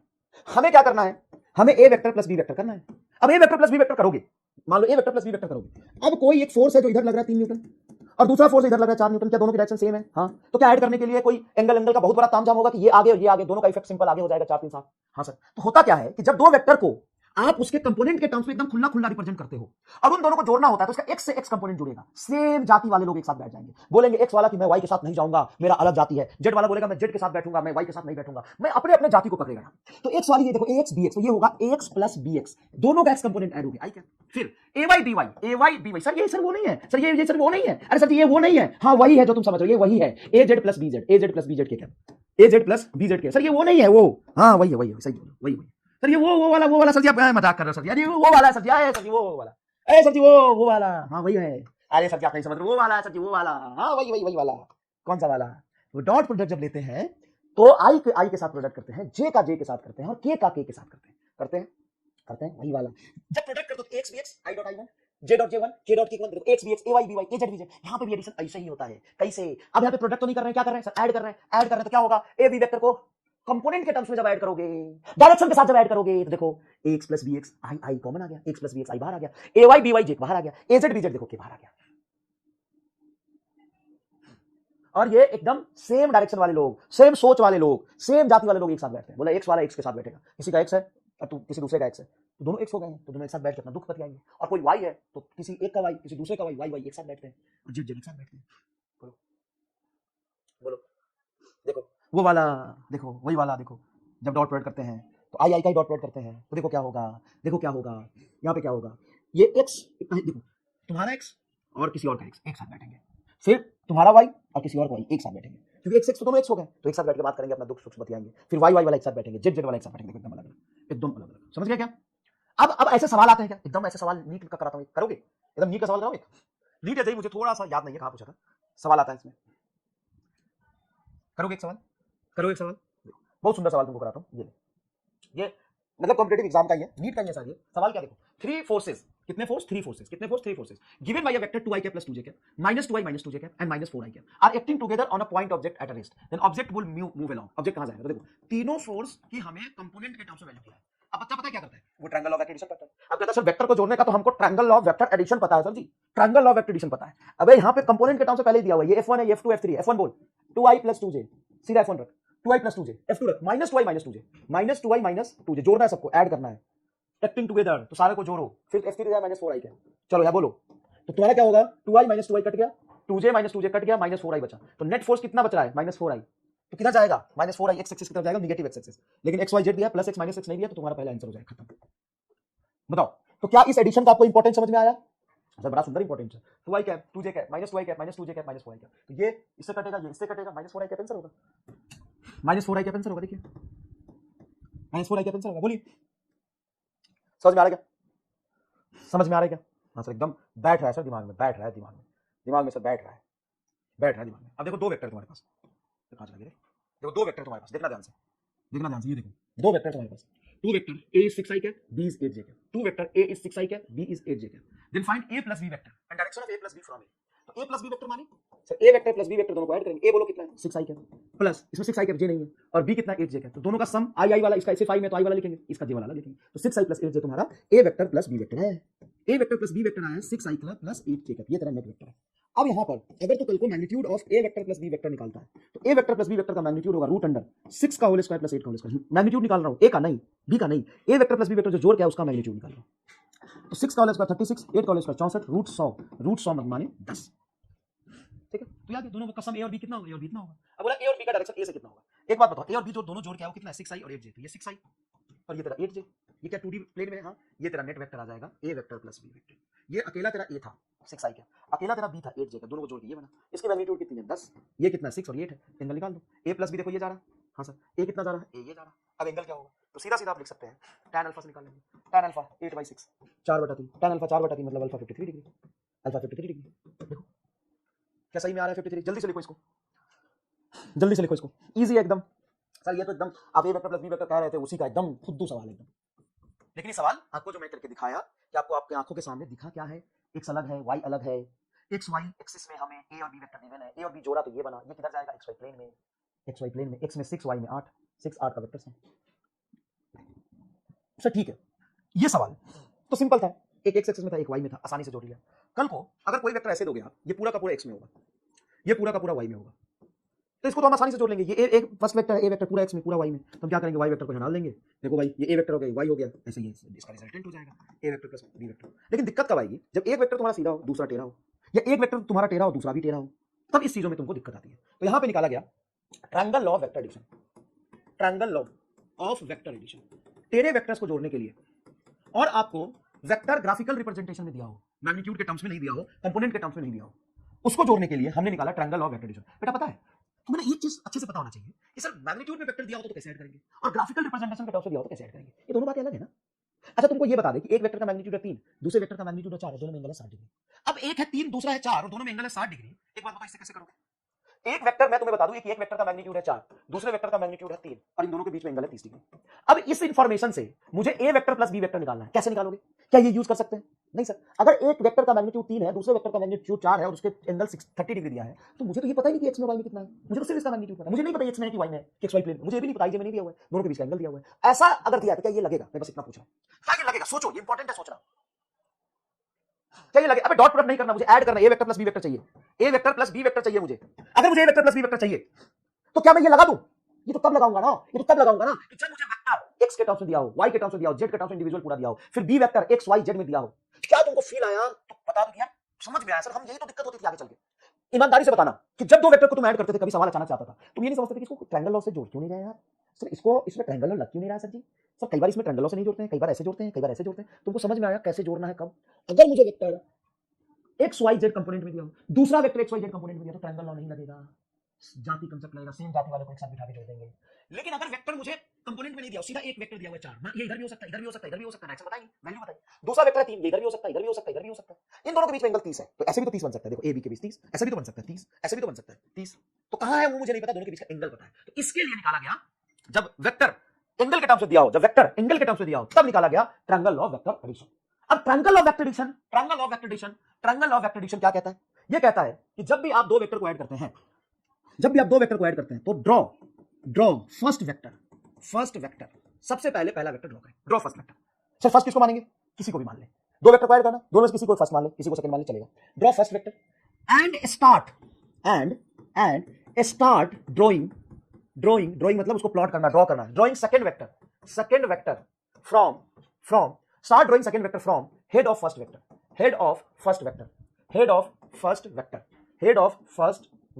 then resultant will be tail of first vector to head of second vector. ये कह रहा है कि रिजल्टेंट तुम्हारा फर्स्ट वेक्टर के टेल से सेकंड वेक्टर के हेड तक होगा। इसको भूल जाओ, क्या अंग्रेजी में कहानी लिखी है भूल जाओ, हटाओ। हमको दो वेक्टर को जोड़ना है, हाँ सर दो वेक्टर को जोड़ना है। तो ये कैसे लिखा है आपने, छोड़ दे, देख मैं यहां पे बताता हूं। पहले फर्स्ट वेक्टर को बनाओ, पहले फर्स्ट वेक्टर को बनाओ, जो भी तुम्हारा पहला वेक्टर उसको बनाओ। जहां फर्स्ट वेक्टर खत्म हो रहा है, जस्ट एंड हो रहा है, वहीं से सेकंड वेक्टर बनाओ, वहीं से सेकंड वेक्टर बनाओ। मैं क्या कह रहा हूं, तुम फर्स्ट वेक्टर बनाओ, पहले फर्स्ट वेक्टर बनाओ, जहां फर्स्ट वेक्टर एंड हो रहा है, मतलब उसका हेड आएगा जहां पे एंड हो रहा है। यहां एंड किसको बोलते हैं सर? इसको। जहां पे फर्स्ट वेक्टर एंड हो रहा है, वहीं से सेकंड वेक्टर बनाओ, एंड फर्स्ट के टेल से सेकंड के हेड को मिला दो, वो तुम्हारा रिजल्टेंट बताएगा, वो क्या बताएगा? रिजल्टेंट बताएगा। अब तुम इसको करो, क्या सिंपल नहीं लग रहा तुम्हें? पहले फर्स्ट वेक्टर को बनाओ, जहां फर्स्ट वेक्टर एंड हो रहा है, वहीं से सेकंड वेक्टर बनाओ, एंड फर्स्ट के टेल से सेकंड के हेड को मिला दो, वो रिजल्टेंट बताएगा ए एंड बी का, वो रिजल्टेंट बताएगा ए वेक्टर एंड बी वेक्टर का। वो क्या बताएगा? रिजल्टेंट बताएगा। बोलो ये तुम्हें समझ में आया कि नहीं आया? सर क्या कह रहे हो सर जी? मैं कह रहा हूं पहले फर्स्ट वेक्टर को बनाओ, जहां फर्स्ट वेक्टर एंड हो रहा है वहीं से सेकंड वेक्टर बनाओ, जहां फर्स्ट वेक्टर खत्म हो रहा है। सर इसका मतलब तो सर उसके मुंडी पे पैर रखना पड़ेगा। कुछ चीजें अगर आपको चाहिए तो भाई कुछ सैक्रिफाइस करना पड़ेगा। हर चीज प्यार मोहब्बत से नहीं होती है। जब दो वेक्टर के बीच में एंगल निकालना है, तो क्या करते हो सर? ये तो प्यार मोहब्बत से दोनों का पूछ मिला देते हैं, ये वेक्टर का एंगल हो जाता है। यस, जब दो वेक्टर का एंगल निकालना हो तब हम टेल से टेल मिलाते हैं, पूछ से पूछ मिलाते हैं, हेड से हेड मिलाते हैं, प्यार मोहब्बत से करते हैं। लेकिन अगर उन दोनों को जोड़ के रिजल्टेंट चाहिए तो प्यार मोहब्बत नहीं चलेगा। आपको क्या करना पड़ेगा? एक के सर पे, किसके सर पे? जहां पहले फर्स्ट वेक्टर बनाओ, जहां फर्स्ट वेक्टर एंड हो रहा है, एंड मतलब हेड आएगा, सर आएगा, उसके सर पे पैर रख के खड़े हो, वहीं से सेकंड वेक्टर शुरू करो। जहां फर्स्ट वेक्टर खत्म हुआ उसका हेड आ गया फर्स्ट वेक्टर। ये रहा फर्स्ट वेक्टर, ये रहा फर्स्ट वेक्टर, और ये रहा सेकंड वेक्टर। दोनों के बीच में एंगल निकालना है तो एंगल ऐसे निकालते हैं। दोनों के बीच में एंगल निकालना है तो दोनों के पूछ से पूछ मिलाते हैं, तब ये एंगल सही डिफाइन होता है। कैसे निकालते हो angle? Smaller angle between two vector when they join tail to tail और हेड टू हेड। प्यार मोहब्बत से एंगल निकालते हैं, एंगल निकालने के लिए प्यार मोहब्बत करते हैं। लेकिन अगर दो वेक्टर को ऐड करना, चलो करके दिखा दो। मान लो कि ये तुम्हारा कोई ए वेक्टर देख सुंदर सा है, हाँ, और ये वेक्टर कहीं तुम्हें बी दिया हुआ है, हाँ सर बी दिया हुआ है, ये वेक्टर बी दिया हुआ है, इन दोनों को जोड़ना है। क्या करेंगे? कैसे जोड़ोगे? तो कहते हैं कि सबसे पहले पहला वेक्टर बनाओ। कौन है ये? तेरा पहला वेक्टर। सर पहला वेक्टर बना दिया, देखो एक्स एक्सिस के लॉन्ग यहां सर बना दिया। जहां पहला वेक्टर खत्म हो रहा है, देखो यहां खत्म हो रहा है, इसके सर पे पैर रख के दूसरे वेक्टर को बनाओ, यहीं से दूसरा वेक्टर शुरू करो। कौन है दूसरा वेक्टर? ये है दूसरा वेक्टर जो एक्स एक्सिस से थीटा एंगल पे मान लो इधर बना है, तो इसको तुम शिफ्ट करोगे तो एक्स से थीटा एंगल पे जाएगा कहीं भी। तो यहां आया तेरा दूसरा वेक्टर, ये तेरा दूसरा वेक्टर है बी, जो एक्स एक्सिस से थीटा एंगल बना रहा था। ये दूसरा वेक्टर यहां मैंने दिया, ये पहला वेक्टर यहां था, तो पहला वेक्टर बना, दूसरा वहीं से शुरू हुआ जहां पे पहला खत्म हुआ है, ये बन गया। अब पहले के पूछ से दूसरे के सर को मिला देंगे, ये तुम्हारा रिजल्टेंट हो जाएगा। ले भाई, अच्छा सर जी जहां खत्म हो रहा है वहीं से शुरू करें। हाँ, मतलब यहां पे लाइन में लग जाओ, जिसको जोड़ना चलो लाइन में आ जाओ, चलो रे सब लाइन में आ जाओ, सब लाइन में अगर आ गया, सब अगर लाइन में आ जाए, जिसको जोड़ना सबको लाइन में लगा देंगे, जिसको जोड़ना सबको लाइन में लगा देंगे। एक को जोड़ा, एक जहां खत्म हुआ उसे दूसरा बनाया, दूसरा जहां खत्म हुआ तीसरा बनाया, तीसरा जहां खत्म हुआ चौथा बनाया। तो एक दूसरे के पैर, सर पे पैर रख के खड़ा होना है। एक दूसरे को सर पे पैर रख के खड़ा होना है, प्यार मोहब्बत से काम नहीं चलेगा। अच्छा एक बात बताओ, मैंने पहले बनाया फिर बी बनाया, अगर मैं पहले बी बनाऊं फिर ए बनाऊं तो पहले बी बनाऊंगा, पहले बी बनाता हूं। क्या है B? Sir B x axis से थीटा एंगल पे ये था सर बी, देखो ये था तुम्हारा बी, सुनना अच्छे से, ये था तुम्हारा बी। क्या ये थीटा एंगल पे एक्स एक्सिस से ये बी वेक्टर है? हां सर ये बी वेक्टर है। बी कहां खत्म हो रहा है सर? यहां पे इसका सर है, देखो ये बी खत्म हुआ, जहां से बी खत्म हुआ वहीं से ए बनाओ, देखो ए एक्स एक्सिस के लॉन्ग जाना है, ये ए बना लिया सर जी। जहां पर बी खत्म हुआ है वहीं से ए को शुरू करो, ये ए बना लिया। अब बताओ पहला कौन था सर बी, बी का पूछ कहां है? यहां पर, और ए का सर कहां है? यहां, इसको ऐसे मिला दो। और बड़े आश्चर्य से तुमको, बड़े आश्चर्य होगे तुमको जब तुम देखोगे कि ये वेक्टर का जो रिजल्टेंट है ए एंड बी, वो दोनों केस में सेम आया है कि अलग आया है?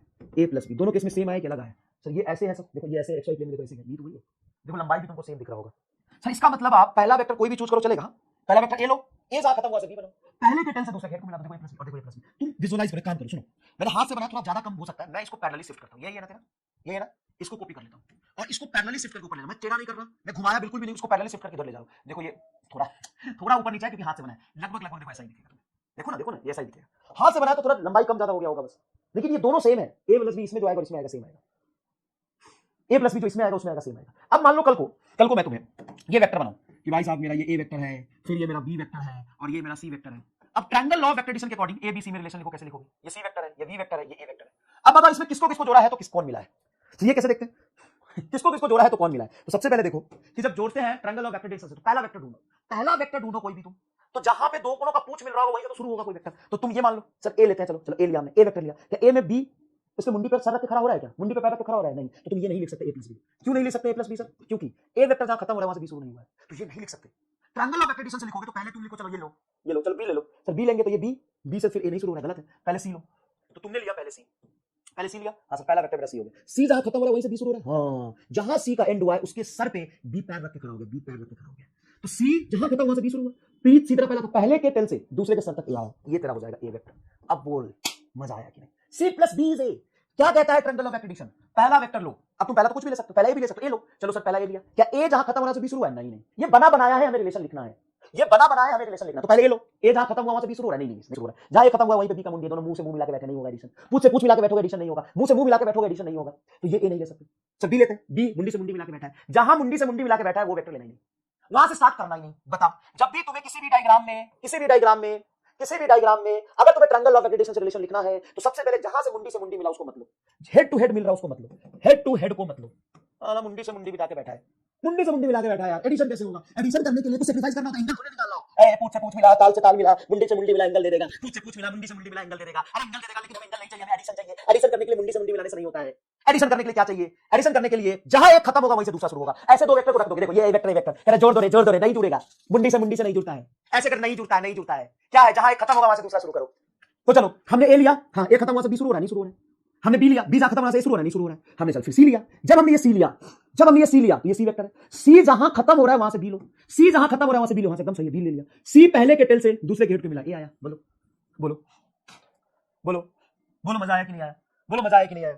इधर देखो, मान लो ये तेरा कोई बी ए वेक्टर है, ये तेरा कोई सी वेक्टर है और ये तेरा कोई बी वेक्टर है, अब दोनों में रिलेशन लिखो, चलो फटाफट रिलेशन लिखो, चलो सर ऐसे कैसे लिखेंगे? लिखना भाई, लिखना, कुछ ना कुछ तो लिखेगा, सोच, सर मुंडी से मुंडी तो कोई मिला ही नहीं, कोई बात नहीं, कोई भी एक उठा ले, सर ए वाला उठा ले, ए वाला उठा, सर हमने पहले उठाया ए वाला, ये जहां खत्म हो रहा है इसके सर से बी शुरू हो रहा है, बढ़िया है, इसके सर से बी शुरू हो रहा है, ये आ गया, इसके सर से बी शुरू हो रहा है, यहाँ आ गया, और बी जहां खत्म हो रहा है वहीं से सी शुरू हो गया, तो एकदम सीक्वेंस में चल गया, वहीं से सी शुरू होगा, तो इसको अभी ऐड कर दे भाई, एक खत्म हुआ से दूसरा शुरू हुआ, दूसरा खत्म हुआ से तीसरा शुरू हुआ, तीसरा खत्म हुआ चौथा शुरू हुआ, तो सब एक सीक्वेंस में चलता जाएगा, तो सी आ गया। अब बोला, अब पहला ए के पूछ से लास्ट वेक्टर जो तुम्हें मिला, चाहे दूसरा और तीसरा, उसके हेड को मिला दो, पहले के टेल से तीसरे के हेड को मिलाओगे, यही आ गया, मतलब ये जीरो कोई वेक्टर नहीं मिले, ये रिलेशन आएगा, नहीं समझे तुम? ए जहां खत्म हुआ, तुम बी ले लो, चलो बी ले लो, सर बी लेता, चलो बी लिया, तो ये बी लिया हमने, बी जहां खत्म हुआ क्या शुरू हुआ? सर सी, और सी जहां खत्म हुआ क्या शुरू हुआ? ए, तो तीनों का एडिशन कर लो, जैसे दो का एडिशन होता है वैसे तीन का, खुल्लम खुल्ला सीधा चलता जा रहा है, बताओ जहां ए खत्म हुआ है, सॉरी बी लिया था हमने, बी के टेल, बी का पहले का पूछ और लास्ट वाले का हेड मिला दो, यहां जीरो आएगा, ये वही बात तो हो गई, ए प्लस बी प्लस सी जीरो या बी प्लस सी प्लस ए जीरो, बताओ। हाँ इसी में अगर ये लेते हो तुम ए वेक्टर, ये लेते हो तुम बी वेक्टर और ये लेते हो तुम सी वेक्टर, अब करो चलो सर, अब कैसे करेंगे? एक मिनट, सीधा ले लेता हूं, चलो ऐसे, अब करो चलो, ये है तुम्हारा वेक्टर, अब करो चलो सर, जहां दो मुंडी मिल रहा है उसको नहीं उठाते, कोई सा दूसरा उठा लो, दूसरा कौन सा उठा लो? सी उठाओ, ए उठाओ, जो तुमको उठाना उठाओ, तो सर यहां से हम बी उठाते, चलो बी उठाया, बी जहां खत्म हुआ वहां से ए शुरू हुआ, नहीं गड़बड़ है, ए उठाया, ए जहां खत्म हुआ से बी शुरू हुआ, नहीं तो हम सी उठाते, सी लिया हमने, ये वेक्टर तुम्हारा सी है, सी जहां पे खत्म हुआ वहीं से ए शुरू हो रहा है, ए पे पहुंच गए, पहले के टेल से और दूसरा दूसरा कौन है? ए। दूसरे के हेड को ये मिला है, पहले के टेल से दूसरे के हेड को मिलाएंगे, ये तुम्हारा रिजल्टेंट आ जाएगा। अब पहला फोटो इसमें क्या फर्क है? इसमें पहला फोटो इसमें ये फर्क है, ये इसके अकॉर्डिंग तुम्हारा ये आंसर आया है। हाँ सर ये आंसर है, इसके अकॉर्डिंग देखो, ये मान लो तुम्हारा ए वेक्टर है, ये मान लो तुम्हारा बी वेक्टर है, और ये मान लो तुम्हारा सी वेक्टर है। तो इसमें जब तुम जोड़ रहे हो ना बेटा, इसमें जोड़ रहे हो तो ट्रायंगल ऑफ वेक्टर एडिशन, दो का सम तीसरा नहीं है, ध्यान से देखो, दो का सम तीसरा नहीं है इसमें। क्यों नहीं है? ये सीक्वेंस में चलता गया, ए जहां खत्म हुआ वहां से बी शुरू हो रहा है, बी जहां खत्म हुआ से सी शुरू हुआ है, उल्टा हुआ ही नहीं। पहले के हेड से दूसरे के टेल को मिला, इसमें क्या होगा सर? पहले ए लिया, ए जहां खत्म हुआ वहां से बी लिया, बी जहां खत्म हुआ से सी लिया, अब इन तीनों को जोड़ दो, क्या आ रहा है? जीरो, क्योंकि पहले का टेल दूसरे का हेड नहीं आ रहा है। एक सवाल और करा तो देख, मान ले ये वेक्टर है, ए जहां खत्म हुआ से बी बनाया, बी जहां से खत्म हुआ सी बनाया, सी जहां से खत्म हुआ वहां पे डी बनाया, मान ले ये वेक्टर बनाया मैंने, और पहले के टेल से इसको ऐसे मिलाया, ये तुम्हारा एफ है। अब इसमें तुम्हें रिलेशन लिखना है, तो अगर तुम सर पे पैर रख के खड़े होते जा रहे हो, एकदम सीक्वेंस में चलते जा रहे हो, जैसे ए वेक्टर है, बताओ जहां ए खत्म हुआ से बी शुरू हुआ है कि नहीं? हाँ वहीं से बी शुरू हुआ है। जहां बी खत्म हुआ वहां से सी शुरू हुआ है कि नहीं? वहीं से सी शुरू हुआ है। जहां सी खत्म हुआ वहीं से डी शुरू हुआ है कि नहीं? हाँ वहीं से डी शुरू हुआ है। जहां डी खत्म हुआ है वहां से कोई शुरू नहीं हो रहा, तुम रुक जाओ, तुम चलते चलो, सीधे सीधे चलते चलो। पहले तुम ये बना, ए जहां खत्म हो रहा है वहां से बी शुरू करो, बी जहां खत्म हो रहा है वहां से सी शुरू करो, सी जहां खत्म हो रहा है वहां से डी शुरू करो, डी जहां खत्म हो रहा है वहां से एफ शुरू करो। नहीं कर सकते क्योंकि इसके पैर पे नहीं खड़ा हुआ, उल्टा खड़ा हुआ। तो पहला जो वेक्टर था तुम्हारा ए के टेल से क्या तुमने डी के हेड को मिलाया? यस, तो ये तुम्हारा रिजल्टेंट आ गया। और यहीं पे अगर मैं ये एफ ना बना के मैं ऐसे एक जी वेक्टर बनाता, ऐसा जी वेक्टर बनाता, तो तुम क्या बोलते? ए जहां खत्म हुआ बी शुरू हुआ, बी जहां खत्म हुआ सी शुरू हुआ, सी जहां खत्म हुआ डी शुरू हुआ, डी जहां खत्म हुआ से जी शुरू हुआ। तो इस जी को ऐड कर दो इसके साथ, जहां ए का टेल था वहीं पे जी का हेड का आ गया। तो तुम्हारा ये रिलेशन भी लिख सकते हो, A plus B plus C plus D plus G vector बराबर जीरो। अब ये दोनों एक ही चीज है सर, कैसे? याद करो, देखो ध्यान से, अगर तूने ये रिलेशन लिखा है, एफ को पीछे ले आओ तो क्या माइनस एफ बराबर जीरो हो जाएगा? अगर एफ को पीछे लाओगे तो माइनस एफ बराबर जीरो हो जाएगा। हाँ, और माइनस एफ और जी सेम है। देखो अब सी आ गया तो कमेंट बॉक्स में आग लगा दो। एफ क्या है सर? ऊपर, और जी क्या नीचे? मुझे बताओ F vector and minus G vector same है कि नहीं? एफ वेक्टर ऊपर है, हाँ सर ऊपर है, एंड माइनस जी कहां है? नीचे है। क्या इक्वल है ना? अपोजिट है ये। F vector is equal to minus of G vector आएगा। तो सिर्फ सेम डायरेक्शन में चलते रहो, ए जहां खत्म बी शुरू, बी जहां खत्म सी शुरू, सी जहां खत्म डी शुरू, डी जहां खत्म जी शुरू। तो क्या ए बी सी डी जी ये सही है? हाँ सर ये सही है। क्या अगर मैं लिखूं ए जहां खत्म बी शुरू, बी जहां खत्म सी शुरू, सी जहां खत्म डी शुरू, अब यहां पे डी के बाद एफ शुरू नहीं हो रहा है, पहले के टेल से लास्ट हेड को मिला, ये एफ मिला। हाँ सर ये एफ मिला, ये भी सही है रिलेशन। हाँ सर ये भी सही है, ये भी सही है। एफ को पीछे ले जाओ, माइनस एफ बराबर जीरो और ये प्लस जी बराबर जीरो, एफ और माइनस जी देखो सेम है। अब चमका कि नहीं चमका? बताओ अब चमका कि नहीं चमका तुम्हें बात कि मैं तुम्हें क्या समझाने की कोशिश कर रहा हूं। चलो कल यहीं से कंटिन्यू करेंगे। Thank you so much, bye bye, ध्यान रखिए, ठीक है।